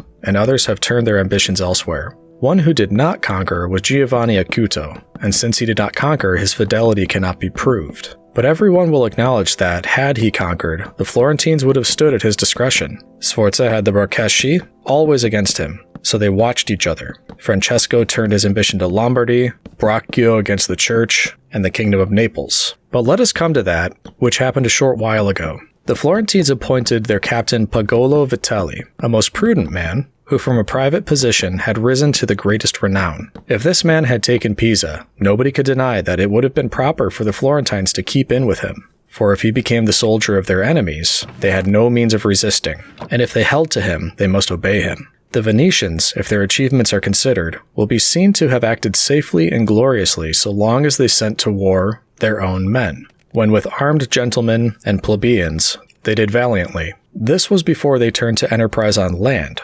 But when they began to fight on land, they forsook this virtue and followed the custom of Italy. And in the beginning of their expansion on land, through not having much territory, and because of the great reputation, they had not much to fear from their captains. But when they expanded, as in under Carmignola, they had a taste of this mistake. For having found him a most valiant man, they beat the Duke of Milan under his leadership, and on the other hand, knowing how lukewarm he was in war, they feared they would no longer conquer under him, and for this reason they were not willing, nor were they able, to let him go. And so not as to lose again that which they had acquired, they were compelled, in order to secure themselves, to murder him. They had afterwards for their captains Bartolomeo de Bergamo, Roberto da San Severino, the Count of Pitigliano, and the like, under whom they had to dread loss and not gain, as happened after the Vaila, where in one battle they lost that which in 800 years they had acquired with so much trouble. Because from such arms conquests come but slowly, long delayed and inconsiderable, but the loss is sudden and portentous. And as with these examples, I have reached Italy,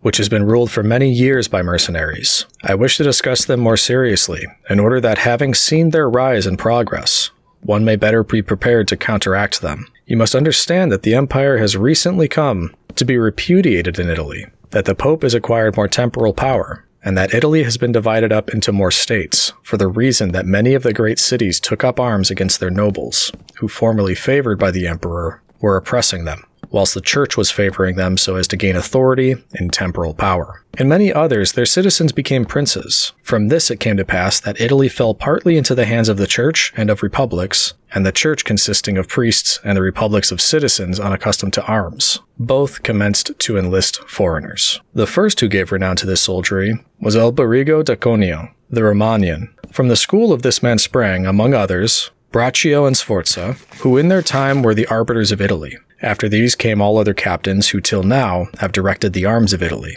And the end of all their valor has been that she has been overrun by Charles, robbed by Louis, ravaged by Ferdinand, and insulted by the Switzers. The principle that has guided them has been, first, to lower the credit of the infantry so that they might increase their own. They did this because, subsisting on their pay and without territory, they were unable to support many soldiers, and a few infantry did not give them any authority. So they were led to employ cavalry, with a moderate force of which they were maintained and honored. And affairs were brought to such a pass that in an army of 20,000 soldiers, there were not to be found 2,000 foot soldiers. They had, besides this, used every art to lessen fatigue and danger to themselves and their soldiers, not killing in the fray, but taking prisoners and liberating without ransom. They did not attack towns at night, nor did the garrisons of the towns attack encampments at night. They did not surround the camp either with stockade or ditch, nor did they campaign in the winter. All these things were permitted by their military rules, and devised by them to avoid, as I have said, both fatigue and dangers. Thus they have brought Italy to slavery and contempt. Chapter 13. Concerning auxiliaries, mixed soldiery, and one's own. Auxiliaries, which are other useless arm, are employed when a prince is called in with his forces to aid and defend, as was done by Pope Julius in the most recent times. For he, having in the enterprise against Ferrara, had poor proof of his mercenaries, turned to auxiliaries, and stipulated with Ferdinand, King of Spain, for his assistance with men and arms. These arms may be useful and good in themselves, but for him who calls them in, they are always disadvantageous. For losing, one is undone, and winning, one is their captive. And although ancient histories may be full of examples, I do not wish to leave this recent one of Pope Julius II, the peril of which cannot fail to be perceived. For he, wishing to get Ferrara, threw himself entirely into the hands of the foreigner. But his good fortune brought about a third event, so that he did not reap the fruit of his rash choice, because having his auxiliaries routed at Ravenna, and the Switzers having risen and driven out the conquerors, against all expectations both his and others, it so came to pass that he did not become prisoner to his enemies, they having fled,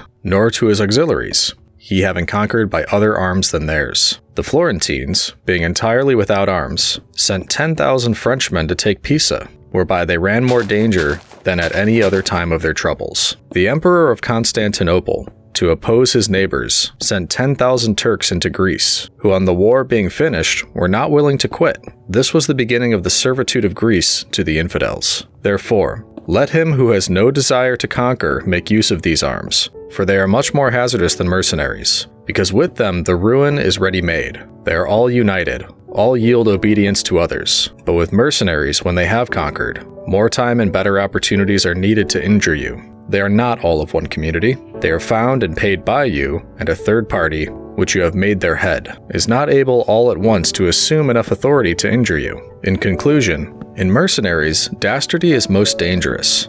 In auxiliaries, valor. The wise prince, therefore, has always avoided these arms and turned to his own, and has been willing rather to lose with them than to conquer with the others, not deeming that a real victory which is gained with the arms of others. I shall never hesitate to cite Cesare Borgia and his actions. This duke entered the Romagna with auxiliaries, taking there only French soldiers, and with them he captured Imola and Forlì. But afterwards, such forces not appearing to him reliable, he turned to mercenaries, discerning less danger in them, and enlisted the Orsini and Vitelli, whom presently, on handling and finding them doubtful, unfaithful, and dangerous, he destroyed, and turned to his own men. And the difference between one and the other of these forces can easily be seen when one considers the difference there was in the reputation of the Duke, when he had the French, when he had the Orsini and Vitelli, and when he relied on his own soldiers, on whose fidelity he could always count and found it ever increasing. He was never esteemed more highly than when everyone saw that he was complete master of his own forces. I was not intending to go beyond Italian and recent examples, but I am unwilling to leave out Hiero, the Syracusan, he being one of those I have named above. This man, as I have said, made head of an army by the Syracusans, soon found out that a mercenary soldiery, constituted like our Italian condottieri, was of no use, and it appearing to him that he could neither keep them nor let them go, he had them all cut to pieces, and afterward made war with his own forces and not with aliens. I wish also to recall to memory an instance from the Old Testament applicable to the subject. David offered himself to Saul to fight with Goliath, the Philistine champion, and to give him courage, Saul armed him with his own weapons, which David rejected as soon as he had them on his back, saying he could make no use of them, and that he wished to meet the enemy with his sling and his knife. In conclusion, the arms of others either fall from your back, or they weigh you down, or they bind you fast. Charles VII, the father of King Louis XI, having by good fortune and valor liberated France from the English, recognized the necessity of being armed with forces of his own, and he established in his kingdom ordinances concerning men-at-arms and infantry. Afterwards his son, King Louis, abolished the infantry and began to enlist the Switzers, which mistake, followed by others, is, as is now seen, a source of peril to that kingdom, because having raised the reputation of the Switzers, he has entirely diminished the value of his own arms, for he has destroyed the infantry altogether, and his men-at-arms he has subordinated to others. For being as they are so accustomed to fight along with Switzers, it does not appear that they can now conquer without them. Hence it arises that the French cannot stand against the Switzers, and without the Switzers they do not come off well against each other. The armies of the French have thus become mixed, partly mercenary and partly national, both of which arms together are much better than mercenaries alone or auxiliaries alone, but much inferior to one's own forces. And this example proves it, for the kingdom of France would be unconquerable if the ordinance of Charles had been enlarged or maintained. But the scanty wisdom of man, on entering into an affair which looks well at first, cannot discern the poison that is hidden in it, as I have said above of hectic fevers. Therefore, if he who rules on principality cannot recognize evil until they are upon him, he is not truly wise, and this insight is given to few. And if the first disaster to the Roman Empire should be examined, it will be found to have commenced only with the enlisting of the Goths, because from that time the vigor of the Roman Empire began to decline, and all that valor which had raised it passed away to others. I conclude, therefore, that no principality is secure without having its own forces. On the contrary, it is entirely dependent on good fortune, not having the valor which in adversity would defend it. And it has always been the opinion and judgment of wise men that nothing can be so uncertain or unstable as fame or power not founded on its own strength. And one's own forces are those which are composed either of subjects, citizens, or dependents. All others are mercenaries or auxiliaries. And the way to make ready one's own forces will be easily found if the rules suggested by me shall be reflected upon, and if one will consider how Philip, the father of Alexander the Great, and many republics and princes have armed and organized themselves, to which rules I entirely commit myself. Chapter 14. That which concerns a prince on the subject of the art of war. A prince ought to have no other aim or thought, nor select anything else for his study, than war and its rules and disciplines. For this is the sole art that belongs to him who rules, and it is of such force that it not only upholds those who are born princes, but it often enables men to rise from a private station to that rank. And on the contrary, it is seen that when princes have thought more of ease than of arms, they have lost their states. And the first cause of your losing it is to neglect this art. And what enables you to acquire a state is to be master of the art. Francesco Sforza, through being marshal, from a private person became Duke of Milan. And the sons, through avoiding the hardships and troubles of arms, from dukes became private persons. For among other evils, which being unarmed brings you, it causes you to be despised. And this is one of those ignominies against which a prince ought to guard himself, as is shown later on, because there is nothing proportionate between the armed and the unarmed,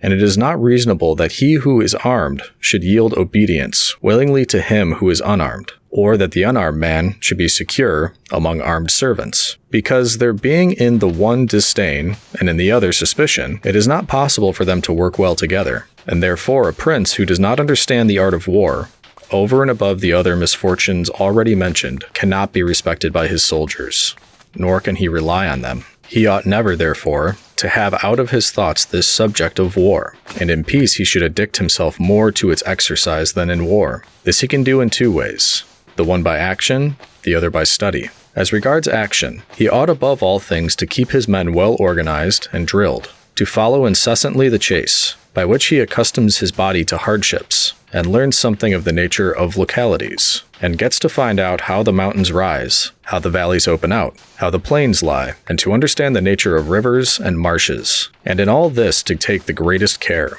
which knowledge is useful in two ways. Firstly, he learns to know his country, and is better able to undertake its defense. Afterwards, by means of the knowledge and observation of that locality, he understands with ease any other which it may be necessary for him to study hereafter, because the hills, valleys, and plains, and rivers and marshes that are, for instance, in Tuscany, have a certain resemblance to those of other countries, so that with a knowledge of the aspect of one country, one can easily arrive at a knowledge of others. And the prince that lacks this skill lacks the essential which it is desirable that a captain should possess, for it teaches him to surprise his enemy, to select quarters, to lead armies, to array the battle, to besiege towns to advantage. Philopoemen, prince of the Achaeans, among other praises which writers have bestowed on him, is commended because in times of peace he never had anything in his mind but the rules of war, and when he was in the country with friends, he often stopped and reasoned with them. If the enemy should be upon that hill, and we should find ourselves here with our army,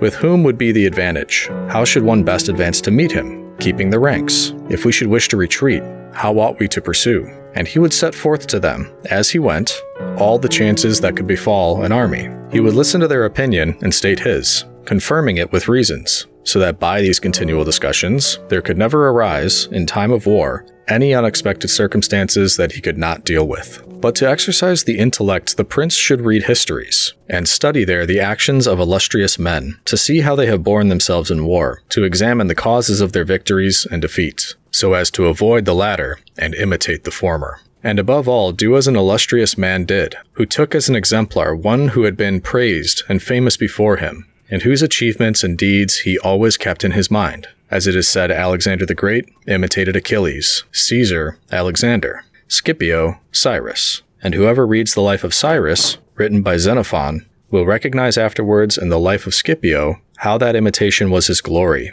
and how in chastity, affability, humanity, and liberality. Scipio confirmed to those things, which have been written of Cyrus by Xenophon. A wise prince ought to observe some such rules, and never in peaceful times stand idle, but increase his resources with industry in such a way that they may be available to him in adversity, so that if fortune chances, it may find him prepared to resist her blows.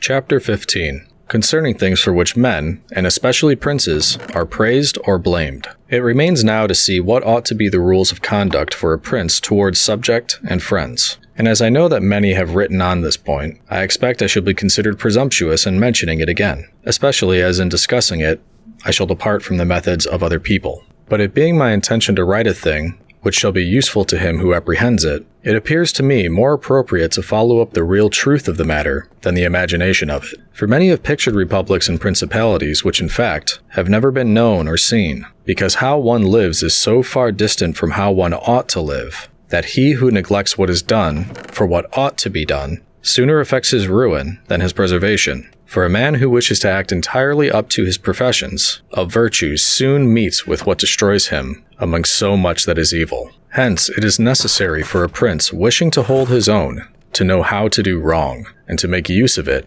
or not according to necessity. Therefore, putting on one side imaginary things concerning a prince, and discussing those which are real, I say that all men, when they are spoken of, and chiefly princes for being more highly placed, are remarkable for some of those qualities which bring them either blame or praise. And thus it is that one is reputed liberal, another miserly, using a Tuscan term, because an avaricious person in our language is still he who desires to possess by robbery, whilst we call one miserly who deprives himself too much of the use of his own. One is reputed generous, one rapacious, one cruel, one compassionate, one faithless, another faithful, one effeminate and cowardly, another bold and brave, one affable, another haughty, one lascivious, another chaste, one sincere, another cunning, one hard, another easy, one grave, another frivolous, one religious, another unbelieving, and the like. And I know that everyone will confess that it would be most praiseworthy in a prince to exhibit all of the above qualities that are considered good. But because they can neither be entirely possessed nor observed, for human conditions do not permit it, it is necessary for him to be sufficiently prudent,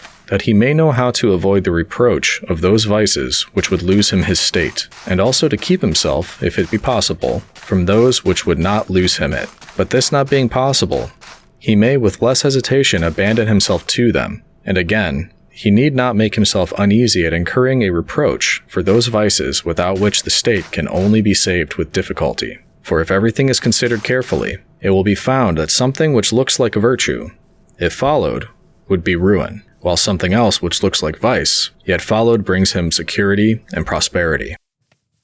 Chapter 16. Concerning liberality and meanness. Commencing then with the first of the above-named characteristics, I say that it would be well to be reputed liberal. Nevertheless, liberality exercised in a way that does not bring you the reputation for it injures you. For if one exercises it honestly, and as it should be exercised, it may not become known, and you will not avoid the reproach of its opposite. Therefore, anyone wishing to maintain among men the name of liberal is obliged to avoid no attribute of magnificence, so that a prince thus inclined will consume in such acts all his property, and will be compelled in the end, if he wish to maintain the name of liberal, to unduly weigh down his people and tax them, and do everything he can to get money. This will soon make him odious to his subjects. In becoming poor, he will be little valued by anyone.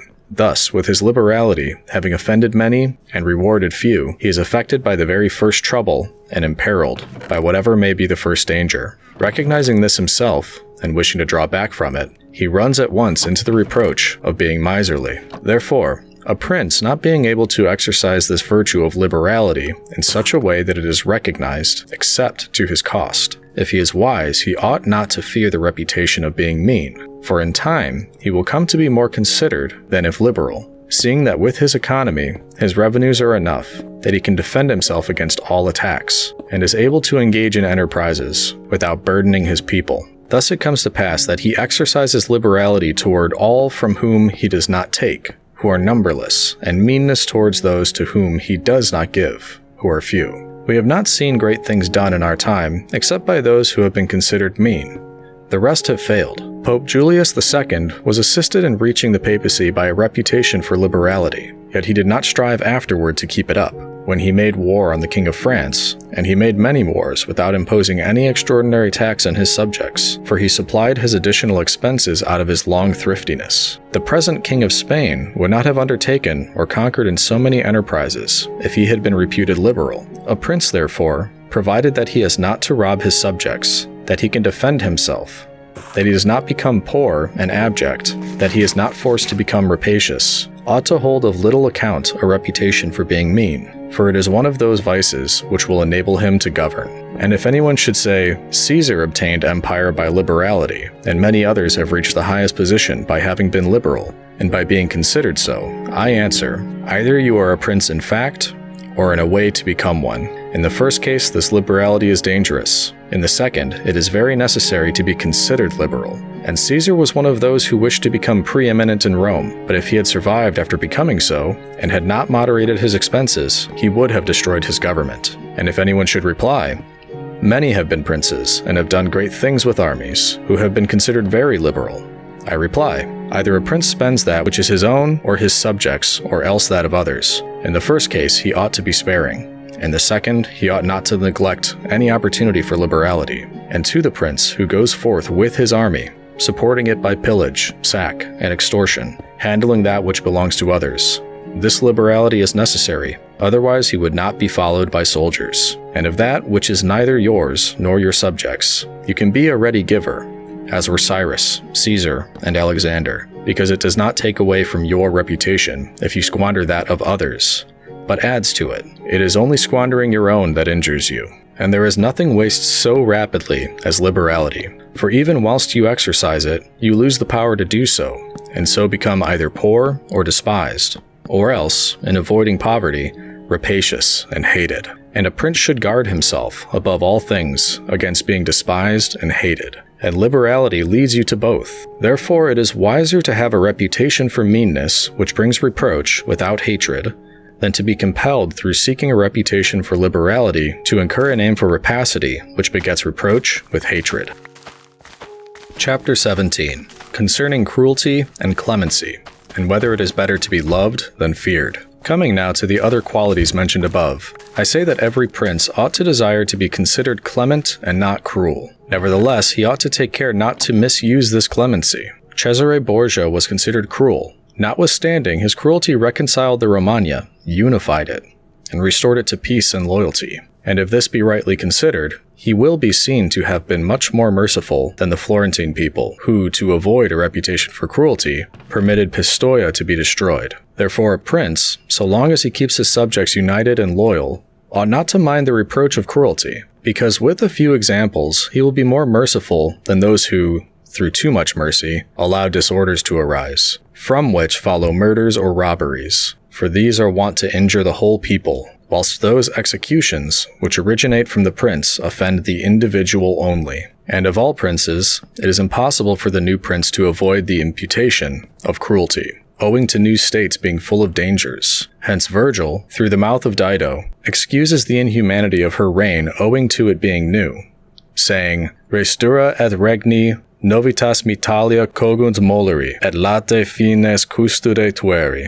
Against my will, my fate a throne unsettled, and an infant state bid me defend my realms with all my powers, and guard with these severities my shores. Nevertheless, he ought to be slow to believe and to act, nor should he himself show fear, but proceed in a temperate manner with prudence and humanity, so that too much confidence may not make him incautious, and too much distrust render him intolerable. Upon this a question arises, whether it be better to be loved than feared, or feared than loved. It may be answered that one should wish to be both, but because it is difficult to unite them in one person, it is much safer to be feared than loved, when of the two, either must be dispensed with. Because this is to be asserted in general of men, that they are ungrateful, fickle, false, cowardly, covetous, and as long as you succeed, they are yours entirely. They will offer you their blood, property, life, and children, as is said above, when the need is far distant. But when it approaches, they turn against you. And that prince who, relying entirely on their promises, has neglected other precautions, is ruined, because friendships that are obtained by payments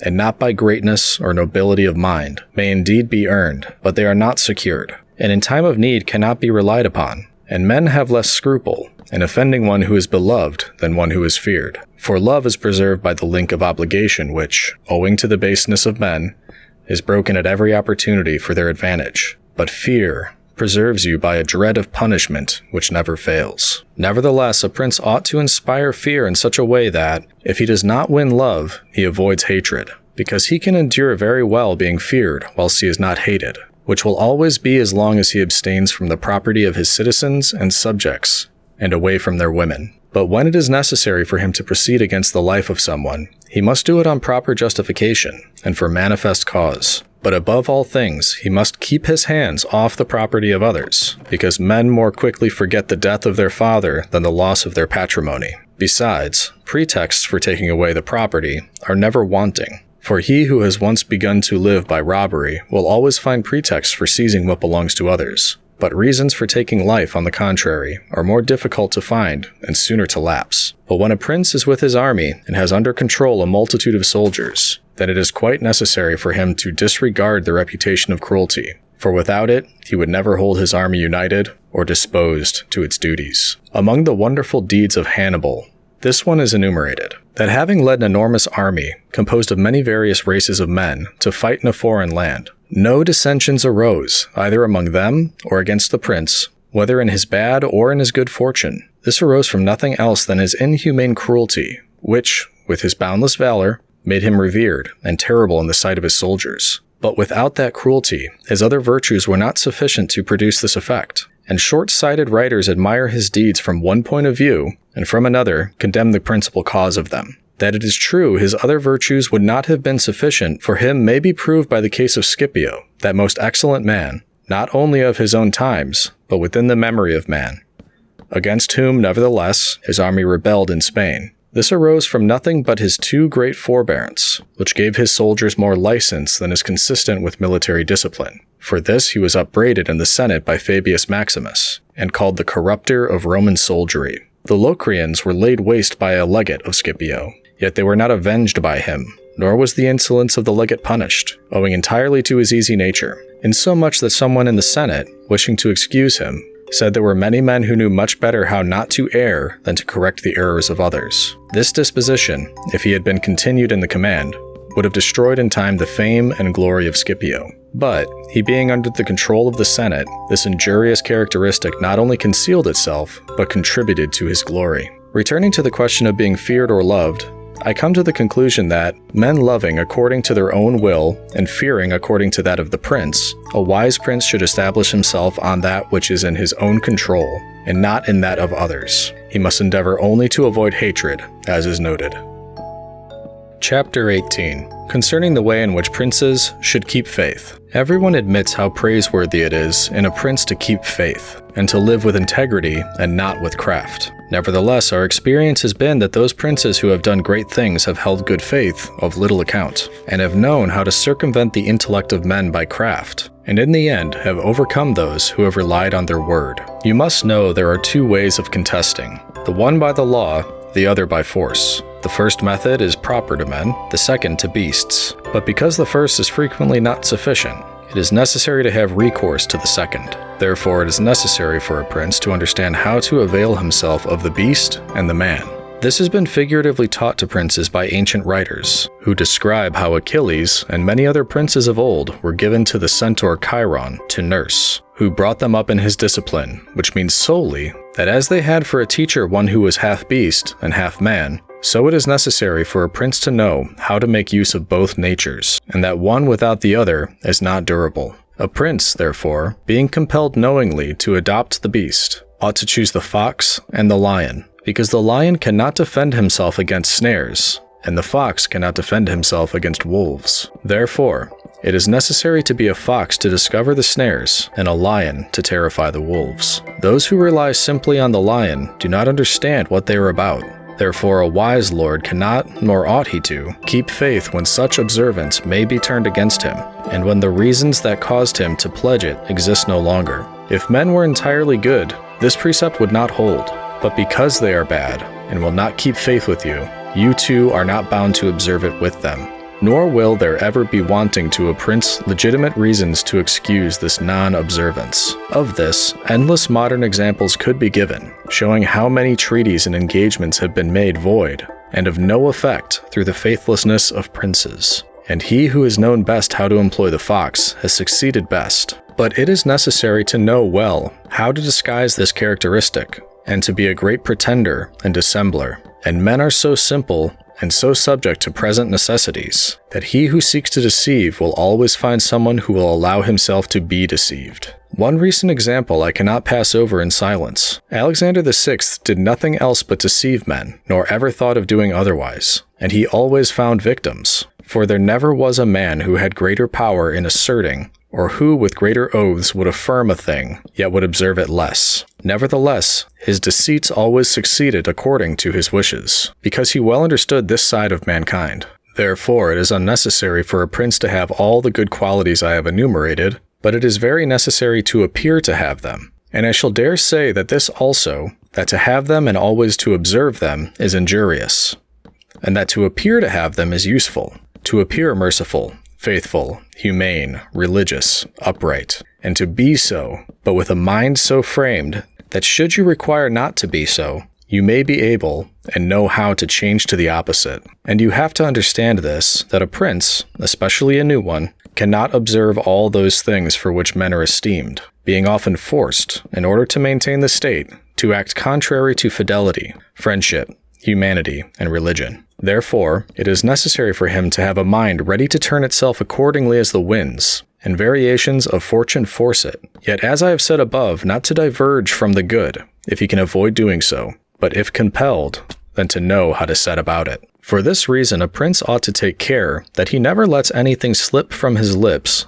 that is not replete with the above-named 5 qualities, that he may appear to him who sees and hears him altogether merciful, faithful, humane, upright, and religious. There is nothing more necessary to appear to have than this last quality, inasmuch as men judge generally more by the eye than by the hand, because it belongs to everybody to see you, to few to come in touch with you. Everyone sees what you appear to be. Few really know what you are, and those few dare not oppose themselves to the opinion of the many, who have the majesty of the state to defend them. And in the actions of all men, and especially of princes, which it is not prudent to challenge, one judges by the result. For that reason, let a prince have the credit of conquering and holding his state. The means will always be considered honest, and he will be praised by everybody, because the vulgar are always taken by what a thing seems to be and by what comes of it. And in the world there are only the vulgar, for the few find a place there only when the many have no ground to rest on. One prince of the present time,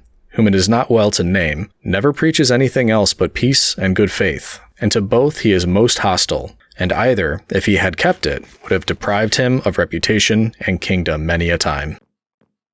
Chapter 19. That one should avoid being despised and hated. Now concerning the characteristics of which mention is made above, I have spoken of the more important ones. The others I wish to discuss briefly under this generality, that the prince must consider, as has been in part said before, how to avoid those things which will make him hated or contemptible. And as often as he shall have succeeded, he will have fulfilled his part, and he need not fear any danger in other reproaches. It makes him hated above all things, as I have said, to be rapacious, and to be a violator of the property and women of his subjects, from both of which he must abstain. And when neither their property nor their honor is touched, the majority of men live content, and he has only to contend with the ambition of a few, whom he can curb with ease in many ways. It makes him contemptible to be considered fickle, frivolous, effeminate, mean-spirited, irresolute, from all of which a prince should guard himself as from a rock, and he should endeavor to show in his actions greatness, courage, gravity, and fortitude, and in his private dealings with his subjects let him show that his judgments are irrevocable, and maintain himself in such reputation that no one can hope either to deceive him or to get round him. That prince is highly esteemed who conveys this impression of himself, and he who is highly esteemed is not easily conspired against. For provided it is well known that he is an excellent man, and revered by his people, he can only be attacked with difficulty. For this reason, a prince ought to have 2 fears, one from within, on account of his subjects, the other from without, on account of external powers. From the latter, he is defended by being well-armed and having good allies. And if he is well-armed, he will have good friends. And affairs will always remain quiet within when they are quiet without, unless they should have been already disturbed by conspiracy, and even should affairs outside be disturbed. If he has carried out his preparations and has lived, as I have said, as long as he does not despair, he will resist every attack, as I said Nabis the Spartan did. But concerning his subjects, when affairs outside are disturbed, he has only to fear that they will conspire secretly, from which a prince can easily secure himself by avoiding being hated and despised, and by keeping the people satisfied with him, which it is most necessary for him to accomplish, as I said above at length. And one of the most efficacious remedies that a prince can have against conspiracies is not to be hated and despised by the people, for he who conspires against a prince always expects to please them by his removal. But when the conspirator can only look forward to offending them, he will not have the courage to take such a course, for the difficulties that confront a conspirator are infinite, and as experience shows, many have been the conspiracies, but few have been the successful, because he who conspires cannot act alone, nor can he take a companion, except from those whom he believes to be malcontents. And as soon as you have opened your mind to a malcontent, you have given him the material with which to content himself. For by denouncing you, he can look for every advantage, so that seeing the gain from this course to be assured, and seeing the others to be doubtful and full of dangers, he must be a very rare friend, or a thoroughly obstinate enemy of the prince, to keep faith with you. And to reduce the matter into a small compass, I say that on the side of the conspirator, there is nothing but fear, jealousy, prospect of punishment to terrify him. But on the side of the prince, there is majesty of the principality, the laws, the protection of friends and the state to defend him, so that adding to all of these things the popular goodwill, it is impossible that anyone should be so rash as to conspire. For whereas in general the conspirator has to fear before the execution of his plot, in this case he has also to fear the sequel to the crime, because on account of it, he has the people for an enemy, and thus cannot hope for any escape. Endless examples could be given on this subject, but I will be content with one, brought to pass within the memory of our fathers. Messer Annibale Bentivogli, who was prince in Bologna, grandfather of the present Annibale, having been murdered by the Canesci, who had conspired against him, not one of his family survived but Messer Giovanni, who was in childhood. Immediately after his assassination, the people rose and murdered all the Canesci. This sprung from the popular goodwill which the house of Bentivogli enjoyed in those days in Bologna, which was so great that although none remained there after the death of Annibale, who was able to rule the state, the Bolognese, having information that there was one of the Bentivogli family in Florence, who up to that time had been considered the son of a blacksmith, sent to Florence for him and gave him the government of their city, and it was ruled by him until Messer Giovanni came in due course to the government. For this reason, I consider that a prince ought to reckon conspiracies of little account when his people hold him in esteem, but when it is hostile to him and bears hatred toward him, he ought to fear everything and everybody. And well-ordered states and wise princes have taken every care not to drive the nobles to desperation, and to keep the people satisfied and contented, for this is one of the most important objects a prince can have. Among the best ordered and governed kingdoms of our time is France, and in it are found many good institutions on which depend the liberty and securities of the king. Of these, the first is the Parliament and its authority, because he who founded the kingdom, knowing the ambition of the nobility and their boldness, considered that a bit to their mouths would be necessary to hold them in, and on the other side, knowing the hatred of the people, founded in fear against the nobles, he wished to protect them. Yet he was not anxious for this to be the particular care of the king. Therefore, to take away the reproach, which he would be liable to from the nobles for favoring the people, and from the people for favoring the nobles, he set up an arbiter, who should be one who could beat down the great and favor the lesser without reproach to the king. Neither could you have a better or more prudent arrangement, or a greater source of security, to the king and kingdom. From this, one can draw another important conclusion, that princes ought to leave affairs of reproach to the management of others, and keep those of grace in their own hands. And further, I consider that a prince ought to cherish the nobles, but not so as to make himself hated by the people. It may appear, perhaps, to some who have examined the lives and deaths of the Roman emperors that many of them would be an example contrary to my opinion, seeing that some of them lived nobly and showed great qualities of the soul. Nevertheless, they have lost their empire or have been killed by subjects who have conspired against them. Wishing, therefore, to answer these objections, I will recall the characters of some of the emperors, and will show that the cause of their ruin were not so different to those alleged by me. At the same time, I will only submit for consideration those things that are noteworthy to him who studies the affairs of those times. It seems to me sufficient to take all those emperors who succeeded to the empire from Marcus the philosopher down to Maximinus. They were Marcus and his son Commodus, Pertinax, Julian, Severus, and his son Antoninus Caracalla, Macrinus, Heliogabalus, Alexander, and Maximinus. There is first to note that whereas in other principalities, the ambition of the nobles and the insolence of the people only have to be contended with, the Roman emperors had a third difficulty in having to put up with the cruelty and avarice of their soldiers, a matter so beset with difficulties that it was the ruin of many,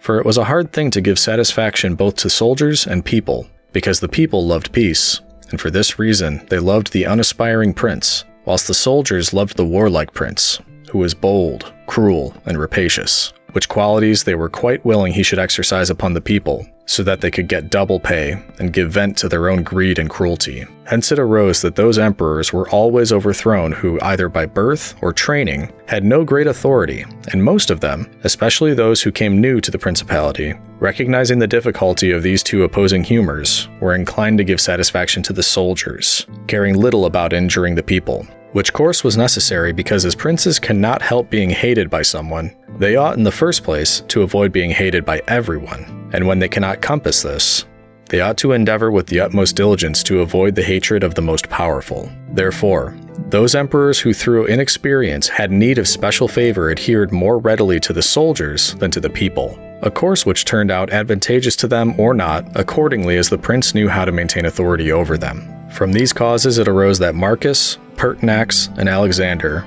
being all men of modest life, lovers of justice, enemies to cruelty, humane, and benignant, came to a sad end except Marcus. He alone lived and died honored, because he had succeeded to the throne by hereditary title, and owed nothing either to the soldiers or the people, and afterward being possessed of many virtues which made him respected, he always kept both orders in their places whilst he lived, and was neither hated nor despised. But Pertinax was created emperor against the wishes of the soldiers, who being accustomed to living licentiously under Commodus, could not endure the honest life to which Pertinax wished to reduce them, thus having given cause for hatred, to which hatred there was added contempt for his old age. He was overthrown at the very beginning of his administration, and here it should be noted that hatred is acquired as much by good works as by bad ones. Therefore, as I said before, a prince wishing to keep his state is very often forced to do evil, for when that body is corrupt, whom you think you have need of it to maintain yourself, it may be either the people or the soldiers or the nobles, you have to submit to its humors and to gratify them, and then good works will do you harm. But let us come to Alexander, who was a man of such great goodness, that amongst the other praises which are accorded him is this, that in the 14 years he held the empire, no one was ever put to death by him unjudged. Nevertheless, being considered effeminate, and a man who allowed himself to be governed by his mother, he became despised. The army conspired against him, and murdered him. Turning now to the opposite characters of Commodus, Severus, Antoninus Caracalla, and Maximinus. You will find them all cruel and rapacious men who, to satisfy their soldiers, did not hesitate to commit every kind of iniquity against the people, and all except Severus came to a bad end. But in Severus there was so much valor that, keeping the soldiers friendly, although the people were oppressed by him, he reigned successfully. For his valor made him so much admired in the sight of the soldiers and the people, that the latter were kept in a way astonished and awed, and the former respectful and satisfied. And because the actions of this man, as a new prince, were great, I wish to show briefly that he knew well how to counterfeit the fox and the lion, which natures, as I said above, it is necessary for a prince to imitate. Knowing the sloth of the Emperor Julian, he persuaded the army in Sclavonia, of which he was captain, that it would be right to go to Rome and avenge the death of Pertinax, who had been killed by the Praetorian soldiers, and under this pretext, without appearing to aspire to the throne, he moved the army on Rome and reached Italy before it was known that he had started. On his arrival at Rome, the Senate, through fear, elected him emperor and killed Julian. After this, there remained for Severus, who wished to make himself master of the whole empire, two difficulties. One in Asia, where Niger, head of the Asiatic army, had caused himself to be proclaimed emperor, the other in the west where Albinus was, who also aspired to the throne. And as he considered it dangerous to declare himself hostile to both, he decided to attack Niger and to deceive Albinus. To the latter, he wrote that being elected emperor by the Senate, he was willing to share that dignity with him and sent him the title of Caesar, and moreover, that the Senate had made Albinus his colleague, which things were accepted by Albinus as true. But after Severus had conquered and killed Niger, and settled Oriental affairs, he returned to Rome and complained to the Senate that Albinus, little recognizing the benefit that he had received from him, had by treachery sought to murder him, and for this ingratitude, he was compelled to punish him. Afterwards, he sought him out in France, and took from him his government and his life. He who will therefore carefully examine the actions of this man will find him a most valiant lion and a most cunning fox. He will find him feared and respected by everyone, and not hated by the army. And it need not be wondered at that he, a new man, was able to hold the empire so well, because his supreme renown always protected him from that hatred which the people might have conceived against him for his violence. But his son, Antoninus, was a most eminent man, and had very excellent qualities which made him admirable in the sight of the people, and acceptable to the soldiers. For he was a warlike man, most enduring of fatigue, a despiser of all delicate food and other luxuries, which caused him to be beloved by the army. Nevertheless, his ferocity and cruelties were so great, and so unheard of. After endless single murders, he killed a large number of people of Rome and all those of Alexandria. He became hated by the whole world, and also feared by those he had around him, to such an extent that he was murdered in the midst of his army by a centurion. And here it must be noted that such like deaths, which are deliberately inflicted with resolve and desperate courage, cannot be avoided by princes, because anyone who does not fear to die can inflict them, but a prince may fear them, the less because they are very rare. He has only to be careful not to do any grave injury to those whom he employs, or has around him in the service of the state. Antoninus had not taken this care, but had contumeliously killed a brother of that centurion, whom also he daily threatened, yet retained in his bodyguard, which as it turned out was a rash thing to do, and proved the emperor's ruin. But let us come to Commodus, to whom it should have been very easy to hold the empire, for being the son of Marcus, he had inherited it, and he had only to follow in the footsteps of his father to please his people and soldiers. But being by nature cruel and brutal, he gave himself up to amusing the soldiers and corrupting them, so that he might indulge his rapacity amongst the people. On the other hand, not maintaining his dignity, often descending to the theater to compete with gladiators and doing other vile things, little worthy of the imperial majesty, he fell into contempt with the soldiers, and being hated by one party and despised by the other, he was conspired against and he was killed. It remains to discuss the character of Maximinus. He was a very warlike man, and the armies, being disgusted with the effeminacy of Alexander, of whom I have already spoken, killed him and elected Maximinus to the throne. This he did not possess for long, for two things made him hated and despised. The one, his having kept sheep in Thrace, which brought him into contempt, it being well known to all, and considered a great indignity by every one. And the other, his having at the accession to his dominions deferred going to Rome and taking possession of the imperial seat. He had also gained a reputation for the utmost ferocity by having, through his prefects in Rome and elsewhere in the empire, practiced many cruelties, so that the whole world was moved to anger at the meanness of his birth and to fear at his barbarity. First Africa rebelled, then the Senate with all of the people of Rome, and all Italy conspired against him, to which may be added his own army. This latter, besieging Aquileia, and meeting with difficulties in taking it, were disgusted with his cruelties, and fearing him less when they found so many against him, murdered him. I do not wish to discuss Heliogabalus, Macrinus, or Julian, who being thoroughly contemptible, were quickly wiped out. But I will bring this discourse to a conclusion by saying that princes in our time have this difficulty of giving inordinate satisfaction to their soldiers in a far less degree, because notwithstanding one has to give them some indulgence, that is soon done. None of these princes have armies that are veterans in the governance and administration of provinces, as were the armies of the Roman Empire. And whereas it was then more necessary to give satisfaction to the soldiers than to the people, it is now more necessary to all princes, except the Turk and the Soldan, to satisfy the people rather than the soldiers, because the people are more powerful. From the above I have accepted the Turk, who always keep round him 12,000 infantry and 15,000 cavalry, on which depend the security and strength of the kingdom. And it is necessary that, putting aside every consideration for the people, he should keep them his friends. The kingdom of the Soldan is similar, being entirely in the hands of the soldiers, it follows again that with regard to the people, he must keep them his friends. But you must note that the state of the Soldan is unlike all other principalities, for the reason that it is like the Christian pontificate, which cannot be called either a hereditary or a newly formed principality, because the sons of the old prince are not the heirs, but he who is elected to that position by those who have authority,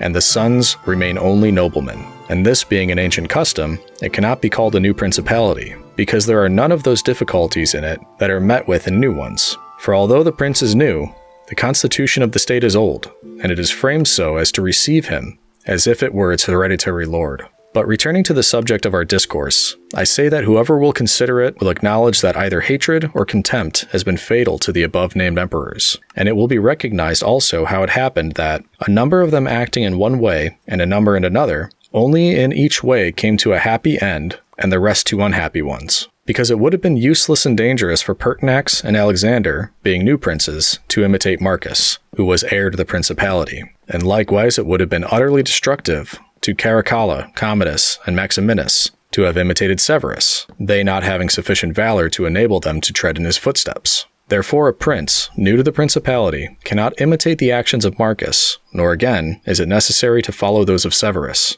But he ought to take from Severus those parts which are necessary to found his state, and from Marcus those which are proper and glorious to keep a state that may already be stable and firm.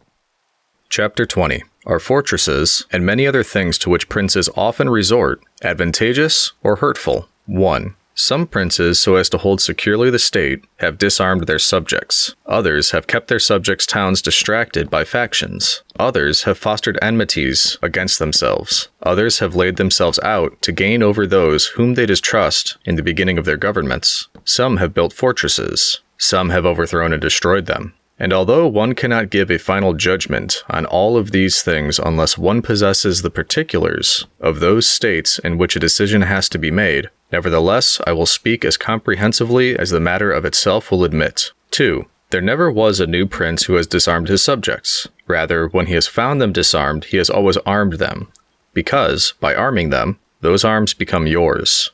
Those men who were distrusted become faithful, and those who were faithful are kept so, and your subjects become your adherents. And whereas all subjects cannot be armed, yet when those whom you do arm are benefited, the others can be handled more freely. And this difference in their treatment, which they quite understand, makes the former your dependents, and the latter, considering it to be necessary that those who have the most danger and service should have the most reward, excuse you. But when you disarm them, you at once offend them by showing that you distrust them, either for cowardice or for want of loyalty, and either of these opinions breeds hatred against you. And because you cannot remain unarmed, it follows that you turn to mercenaries, which are of the character already shown. Even if they should be good, they would not be sufficient to defend you against powerful enemies and distrusted subjects. Therefore, as I have said, a new prince in a new principality has always distributed arms. Histories are full of examples. But when a prince acquires a new state, which he adds as a province to his old one,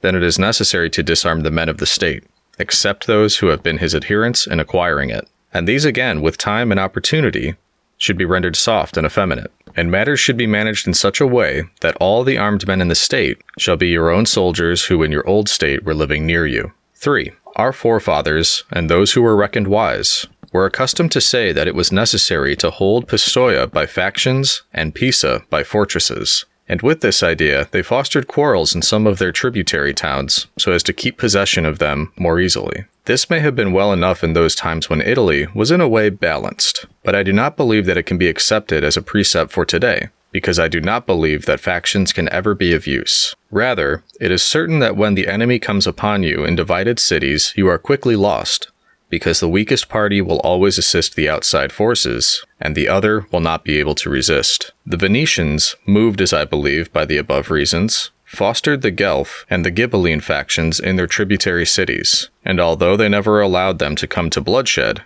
yet they nursed these disputes amongst them, so that the citizens, distracted by their differences, should not unite against them, which, as we saw, did not afterwards turn out as expected, because after the rout at Vaila, one party at once took courage and seized the state. Such methods argue, therefore, weakness in the prince, because these factions will never be permitted in a vigorous principality. Such methods for enabling one the more easily to manage subjects are only useful in times of peace, but if war comes, this policy proves fallacious. 4. Without doubt, princes become great when they overcome the difficulties and obstacles by which they are confronted, and therefore fortune, especially when she desires to make a new prince great, who has a greater necessity to earn renown than a hereditary one, causes enemies to arise and form designs against him, in order that he may have the opportunity of overcoming them, and by them to mount higher, as by a ladder which his enemies have raised. For this reason, many consider that a wise prince, when he has the opportunity,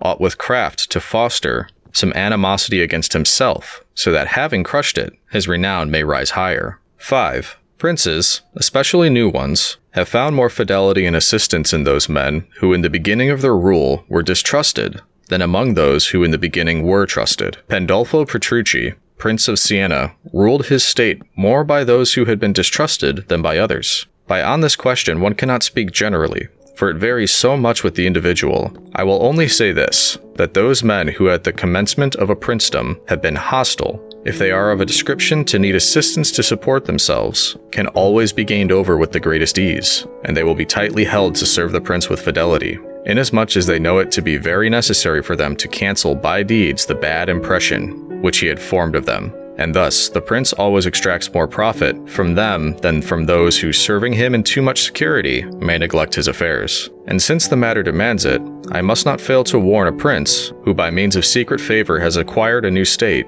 that he must well consider the reasons for which those to favor him who did so. And if it be not natural affection towards him, but only discontent with their government, then he will only keep them friendly with great trouble and difficulty, for it will be impossible to satisfy them. And weighing well the reasons for this in those examples which could be taken from ancient and modern affairs, we shall find that it is easier for the prince to make friends of those men who were contented under their former government, and are therefore his enemies, than of those who, being discontented with it, were favorable to him and encouraged him to seize it. 6. It has been a custom with princes, in order to hold their states more securely, to build fortresses that may serve as a bridle and a bit to those who might design to work against them, and as a place of refuge from a first attack. I praise this system because it has been made use of formerly, notwithstanding that Messer Niccolò Machiavelli, in our time, has been seen to demolish 2 fortresses in Città di Castello, so that he might keep that state. Guido Ubaldo, Duke of Urbino, on returning to his dominion, whence he had been driven by Cesare Borgia, razed to the foundation all the fortresses in that province, and considered that without them,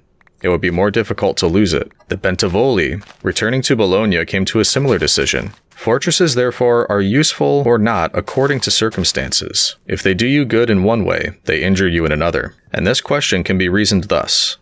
The prince who has more fear from the people than from foreigners ought to build fortresses, but he who has more fear from foreigners than from the people ought to leave them alone. The castle of Milan, built by Francesco Sforza, has made and will make more trouble for the house of Sforza than any other disorder in the state. For this reason, the best possible fortress is not to be hated by the people, because although you may hold fortresses, yet they will not save you if the people hate you, for there will never be wanting foreigners to assist a people who have taken arms against you. It has not been seen in our times that such fortresses have been of use to any prince, unless to the Countess of Forlì, when the Count Girolamo, her consort, was killed, for by that means she was able to withstand the popular attack and wait for assistance from Milan, and thus recover her state, and the posture of affairs was such at the time that the foreigners could not assist the people. But fortresses were of little value to her afterwards when Cesare Borgia attacked her, and when the people, her enemy, were allied with the foreigners. Therefore, it would have been safer for her, both then and before, not to have been hated by the people than to have had the fortress. All these things considered, then, I shall praise him who builds fortresses as well as him who does not, and I shall blame whoever, trusting in them, cares little about being hated by the people.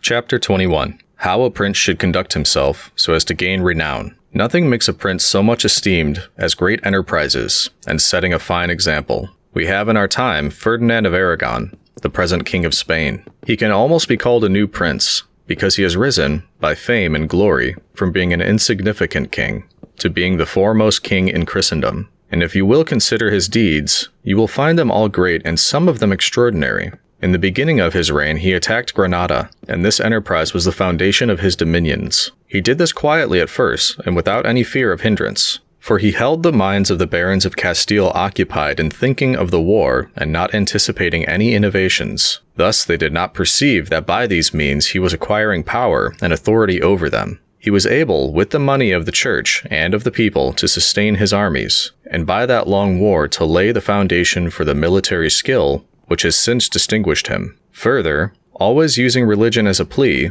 so as to undertake greater schemes, he devoted himself with pious cruelty to driving out and clearing his kingdom of the Moors. Nor could there be a more admirable example, nor one more rare. Under this same cloak he assailed Africa.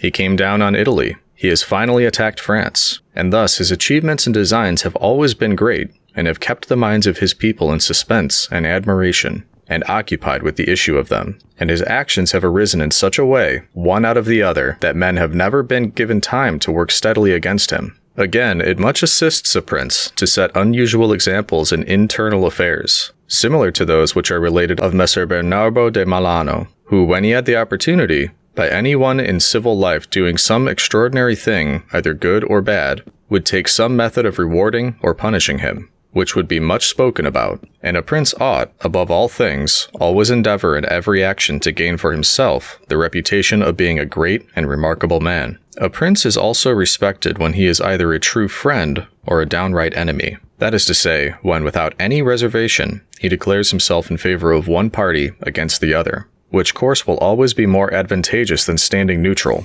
Because if two of your powerful neighbors come to blows, they are of such a character that if one of them conquers, you have either to fear him or not. In either case, it will always be more advantageous for you to declare yourself and to make war strenuously. Because in the first case, if you do not declare yourself, you will invariably fall prey to the conqueror, to the pleasure and satisfaction of him who has been conquered. And you will have no reasons to offer, nor anything to protect or shelter you, because he who conquers does not want doubtful friends who will not aid him in the time of trial, and he who loses will not harbor you because you did not willingly, sword in hand, court his fate. Antiochus went into Greece, being sent for by the Aetolians to drive out the Romans. He sent envoys to the Achaeans, who were friends of the Romans, exhorting them to remain neutral, and on the other hand, the Romans urged them to take up arms. This question came to be discussed in the Council of the Achaeans, where the legate of Antiochus urged them to stand neutral. To this the Roman legate answered, "As for that which has been said, that it is better and more advantageous for your state not to interfere in our war, nothing could be more erroneous, because by not interfering, you will be left without favor or consideration,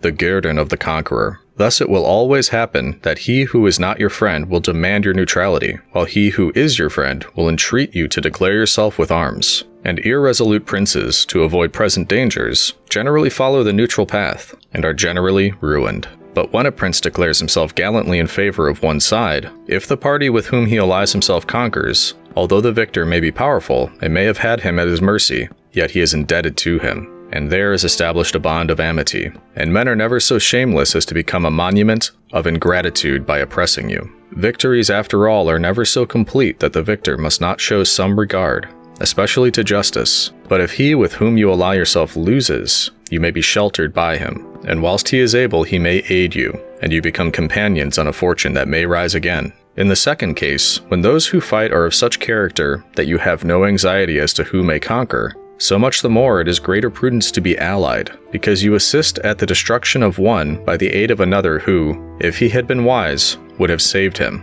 And conquering, as it is impossible that he should not do with your assistance, he remains at your discretion. And here it is to be noted that a prince ought to take care never to make an alliance with one more powerful than himself for the purposes of attacking others, unless necessity compels him, as is said above, because if he conquers, you are at his discretion, and princes ought to avoid as much as possible being at the discretion of anyone. The Venetians joined with France against the Duke of Milan, and this alliance, which caused their ruin, could have been avoided. But when it cannot be avoided, as happened to the Florentines when the Pope in Spain sent armies to attack Lombardy, then in such a case, for the above reasons, the prince ought to favor one of the parties. Never let any government imagine that it can choose perfectly safe courses. Rather, let it expect to have to take very doubtful ones, because it is found in ordinary affairs that one never seeks to avoid one trouble without running into another. But prudence consists in knowing how to distinguish the character of troubles, and for choice to take the lesser evil. The prince ought also to show himself a patron of ability,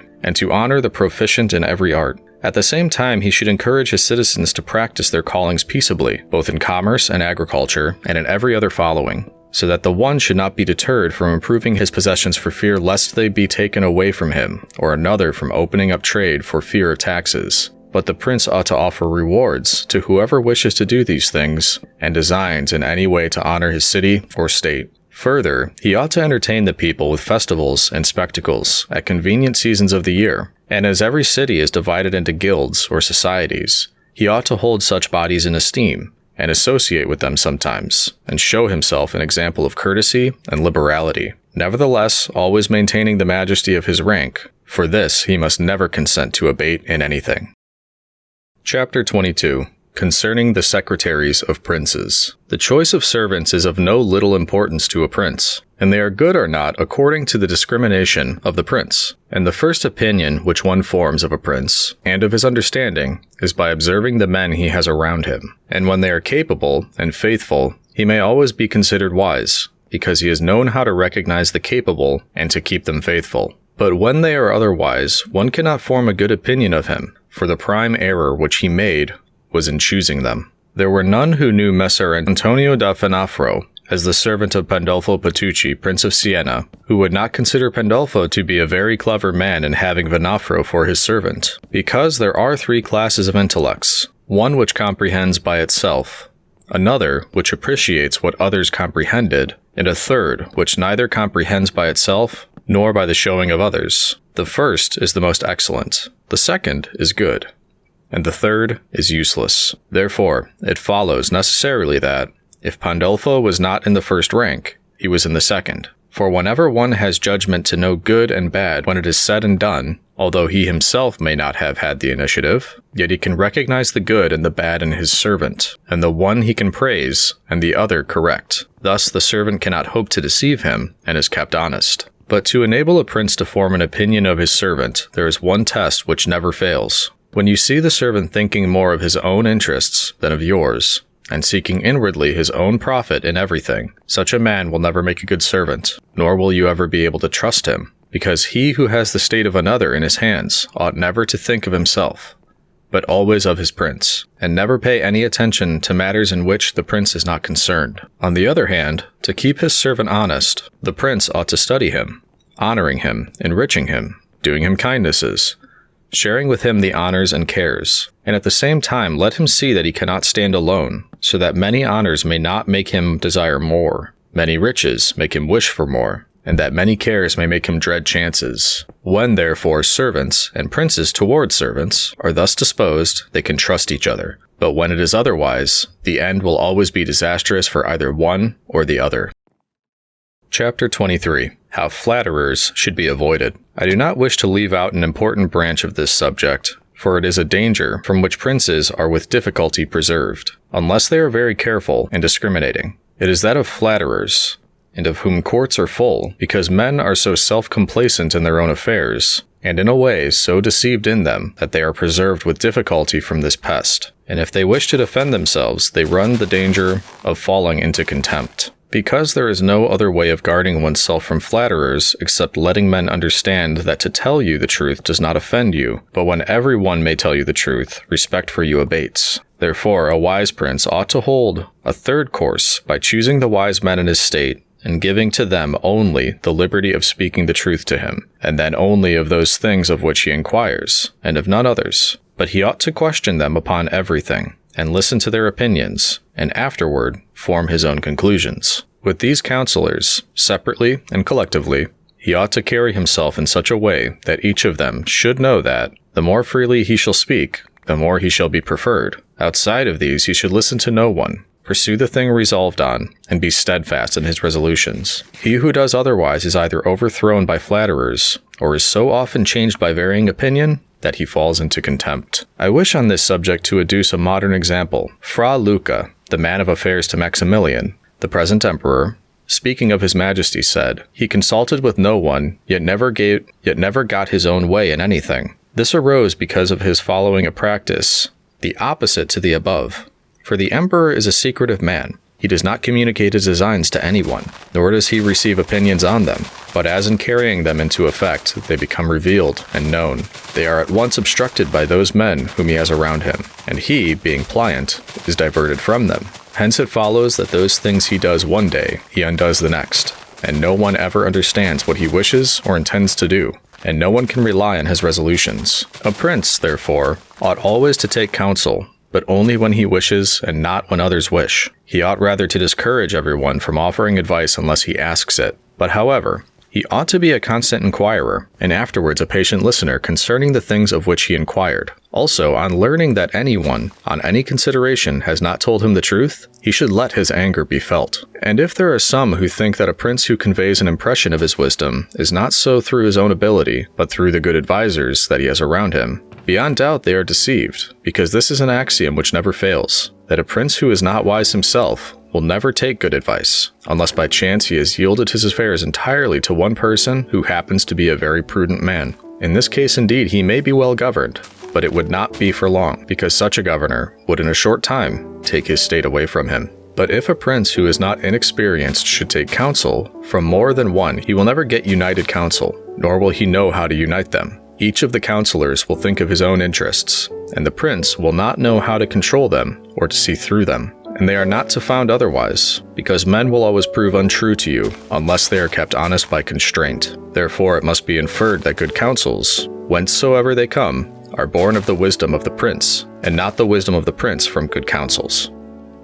Chapter 24. Why the Princes of Italy have lost their states. The previous suggestions, carefully observed, will enable a new prince to appear well established, and render him at once more secure and fixed in the state than if he had been long seated there. For the actions of a new prince are more narrowly observed than those of a hereditary one, and when they are seen to be able, they gain more men and bind far tighter than ancient blood, because men are attracted more by the present than by the past, and when they find the present good, they enjoy it and seek no further. They will also make the utmost defense of a prince, if he fails them not in other things. Thus it will be double glory for him to have established a new principality, and adorned and strengthened it with good laws, good arms, good allies, and with good example. So will it be a double disgrace to him who, born a prince, shall lose his state by want of wisdom. And if those seigneurs are considered who have lost their states in Italy in our times, such as the King of Naples, the Duke of Milan, and others, there will be found in them, firstly, one common defect in regard to arms, from the causes which have been discussed at length. In the next place, some one of them will be seen, either to have had the people hostile, or if he has had the people friendly, he has not known how to secure the nobles. In the absence of these defects, states that have power enough to keep an army in the field cannot be lost. Philip of Macedon, not the father of Alexander the Great, but he who was conquered by Titus Quintius, had not much territory compared to the greatness of the Romans and of Greece who attacked him. Yet being a warlike man, who knew how to attract the people and secure the nobles, he sustained the war against his enemies for many years, and if in the end he lost the dominion of some cities, nevertheless he retained the kingdom. Therefore, do not let our princes accuse fortune for the loss of their principalities after so many years' possessions, but rather their own sloth, because in quiet times they never thought there could be a change. It is a common defect in a man not to make any provision in the calm against the tempest, and when afterwards the bad times came, they thought of flight and not of defending themselves, and they hoped that the people, disgusted with the insolence of the conquerors, would recall them. This course, when others fail, may be good, but it is very bad to have neglected all other expedients for that, since you would never wish to fall because you trusted to be able to find someone later on to restore you. This again either does not happen, or if it does, it will not be for your security, because that deliverance is of no avail which does not depend upon yourself. Those only are reliable, certain, and durable that depend on yourself and your valor. Chapter 25. What fortune can effect in human affairs, and how to withstand her. It is not unknown to me how many men have had, and still have, the opinion that the affairs of the world are in such wise governed by fortune and by God that men with their wisdom cannot direct them, and that no one can even help them. And because of this, they would have us believe that it is not necessary to labor much in affairs, but to let chance govern them. This opinion has been more credited in our time, because of the great changes in affairs which have been seen, and may still be seen every day beyond all human conjecture. Sometimes pondering over this, I am in some degree inclined to their opinion. Nevertheless, not to extinguish our free will, I will hold it true that fortune is the arbiter of one half of our actions, but that she still leaves us to direct the other half, or perhaps a little less. I compare her to one of those raging rivers, which when in flood overflows the plains, sweeping away trees and buildings, bearing away the soil from place to place. Everything flies before it, all yields to its violence, without being able in any way to withstand it. And yet those in nature be such, it does not follow therefore that men, when the weather becomes fair, shall not make provisions, both with defense and barriers, in such a manner that, rising again, the waters may pass away by canal, and their forces be neither so unrestrained, nor so dangerous. So it happens with fortune, who shows her powers where valor has not prepared to resist her, and thither she turns her forces where she knows that barriers and defenses have not been raised to constrain her. And if you will consider Italy, which is the seat of these changes, and which has given to them their impulse, you will see it to be an open country without barriers and without any defense. For if it had been defended by proper valor, as are Germany, Spain, and France, either this invasion would not have made the great changes it has made, or it would not have come at all. And this I consider enough to say concerning resistance to fortune in general. But confining myself more to the particular, I say that a prince may be seen happy today and ruined tomorrow, without having shown any change of disposition or character. This, I believe, arises firstly from causes that have already been discussed at length, namely, that the prince who relies entirely on fortune is lost when it changes. I believe also that he will be successful who directs his actions according to the spirit of the times, and that he whose action does not accord with the times will not be successful. Because men are seen in affairs that lead to the end, which every man has before him, namely, glory and riches, to get there by various methods, one with caution, another with haste, one by force, another by skill, one by patience, another by its opposite, and each one succeeds in reaching the goal by a different method. One can also see of two cautious men, the one attained his end, the other fail, and similarly, two men by different observances are equally successful, the one being cautious, the other impetuous. All this arises from nothing else than whether or not they conform in their methods to the spirit of the times. This follows from what I have said, that two men working differently bring about the same effect, and of two working similarly, one attains his object and the other does not. Changes in a state also issue from this, for if, to one who governs himself with caution and patience, times and affairs converge in such a way that his administration is successful, his fortune is made, but if times and affairs change, he is ruined if he does not change his course of action. But a man is not often found sufficiently circumspect to know how to accommodate himself to the change, both because he cannot deviate from what nature inclines him to do, and also because having always prospered by acting in one way, he cannot be persuaded that it is well to leave it, and therefore the cautious man, when it is time to turn adventurous, does not know how to do it, hence he is ruined. But had he changed his conduct with the times, fortune would not have changed. Pope Julius II went to work impetuously in all his affairs, and found the times and circumstances conform so well to that line of action that he always met with success. Consider his first enterprise against Bologna,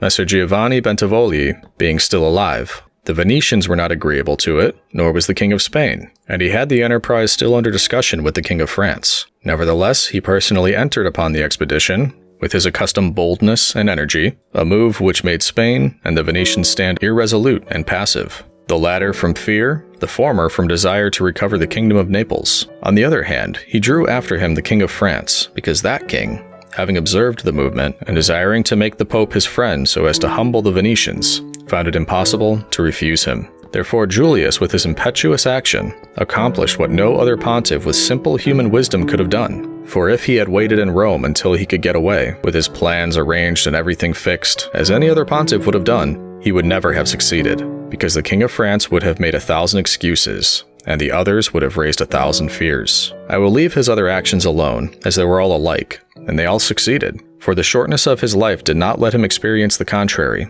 But if circumstances had arisen which required him to go cautiously, his ruin would have followed, because he would never have deviated from those ways to which nature inclined him. I conclude, therefore, that fortune being changeful and mankind steadfast in their ways, so long as the two are in agreement, men are successful, but unsuccessful when they fall out. For my part, I consider that it is better to be adventurous than cautious, because fortune is a woman, and if you wish to keep her under, it is necessary to beat and ill-use her, and it is seen that she allows herself to be mastered by the adventurous, rather than those who go to work more coldly. She is therefore always womanlike, a lover of young men, because they are less cautious, more violent, and with more audacity command her.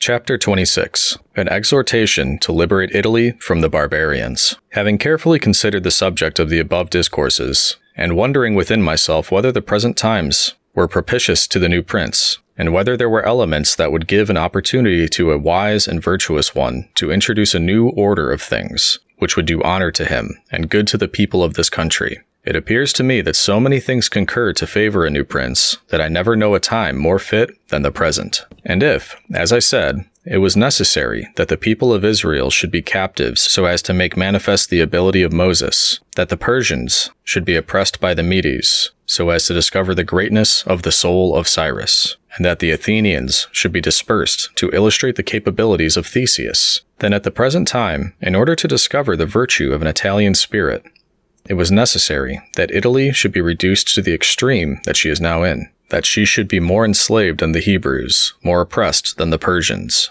more scattered than the Athenians, without head, without order, beaten, despoiled, torn, overrun, and to have endured every kind of desolation. Although lately some spark may have been shown by one, which made us think he was ordained by God for our redemption, nevertheless, it was afterwards seen, in the height of his career, that fortune rejected him. So that Italy, left as without life, waits for him who shall yet heal her wounds, and put an end to the ravaging and plundering of Lombardy, to the swindling and taxing of the kingdom and of Tuscany, and cleanse those sores that for long have festered. It is seen how she entreats God to send someone who shall deliver her from these wrongs and barbarous insolencies. It is seen also that she is ready and willing to follow a banner, if only someone will raise it. Nor is there to be seen at present one in whom she can place more hope than in your illustrious house, with its valor and fortune, favored by God and by the Church, of which it is now the chief, and which could be made the head of this redemption. This will not be difficult if you will recall to yourself the actions and lives of men I have named.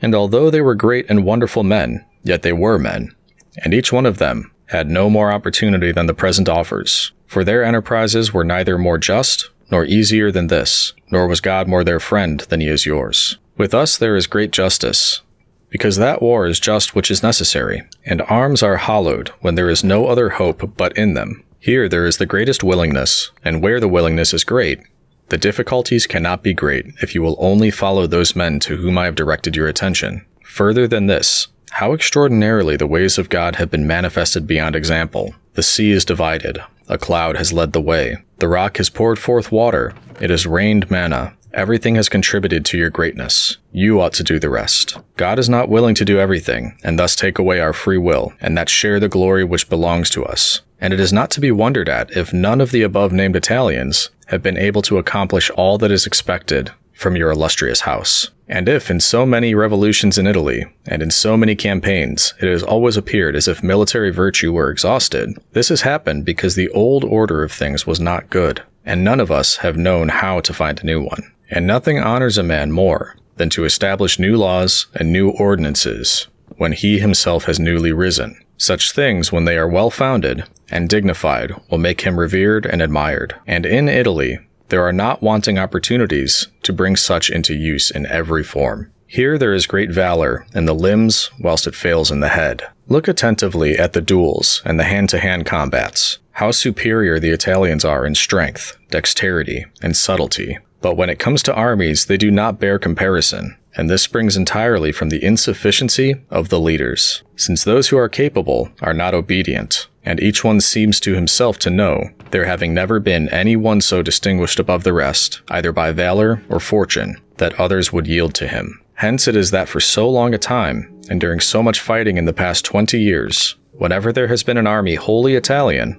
it has always given a poor account of itself. The first witness to this is Il Taro, afterward Alessandria, Capua, Genoa, Vaila, Bologna, Mestre. If, therefore, your illustrious house wishes to follow these remarkable men who have redeemed their country, it is necessary before all things, as a true foundation for every enterprise, to be provided with your own forces, because there can be no more faithful, truer, or better soldiers. And although singly they are good, altogether they will be much better when they find themselves commanded by their prince, honored by him, and maintained at his expense. Therefore, it is necessary to be prepared with such arms so that you can be defended against foreigners by Italian valor. And although Swiss and Spanish infantry may be considered very formidable, nevertheless there is a defect in both, by reason of which a third order would not only be able to oppose them, but might be relied upon to overthrow them. For the Spaniards cannot resist cavalry, and the Switzers are afraid of infantry whenever they encounter them in close combat. Owing to this, as has been and may again be seen, the Spaniards are unable to resist French cavalry, and the Switzers are overthrown by Spanish infantry. And although a complete proof of this latter cannot be shown, nevertheless, there was some evidence of it at the Battle of Ravenna, when the Spanish infantry were confronted by German battalions, who followed the same tactics as the Swiss, when the Spaniards, by agility of the body, and with aid of their shields, got in under the pikes of the Germans and stood out of danger, able to attack while the Germans stood helpless. And if the cavalry had not dashed up, all would have been over with them. It is possible, therefore, knowing the defects of both these infantries, to invent a new one, which will resist cavalry and not be afraid of infantry. This need not create a new order of arms, but a variation upon the old. And these are the kind of improvements which confer reputation and power upon the new prince. This opportunity, therefore, ought not to be allowed to pass for letting Italy at last see her liberator appear, nor can one express the love with which he would be received in all those provinces which have suffered so much from these foreign scourings, with what thirst for revenge, with what stubborn faith, with what devotion, with what tears. What door would be closed to him? Who would refuse obedience to him? What envy would hinder him? What Italian would refuse him homage? To all of us this barbarous dominion stinks. Let therefore your illustrious house take up this charge, with that courage and hope with which all just enterprises are undertaken, so that under its standard our native country may be ennobled, and under its auspices may be verified that saying of Petrarch, Virtu contro al furore prendere l'arme, e fia il combatter corto, che l'antico valore negli Italici quar non è ancor morto. Virtue against fury shall advance the fight, and it ith the combat soon shall put to flight. For the old Roman valor is not dead, nor in the Italians' breasts extinguished.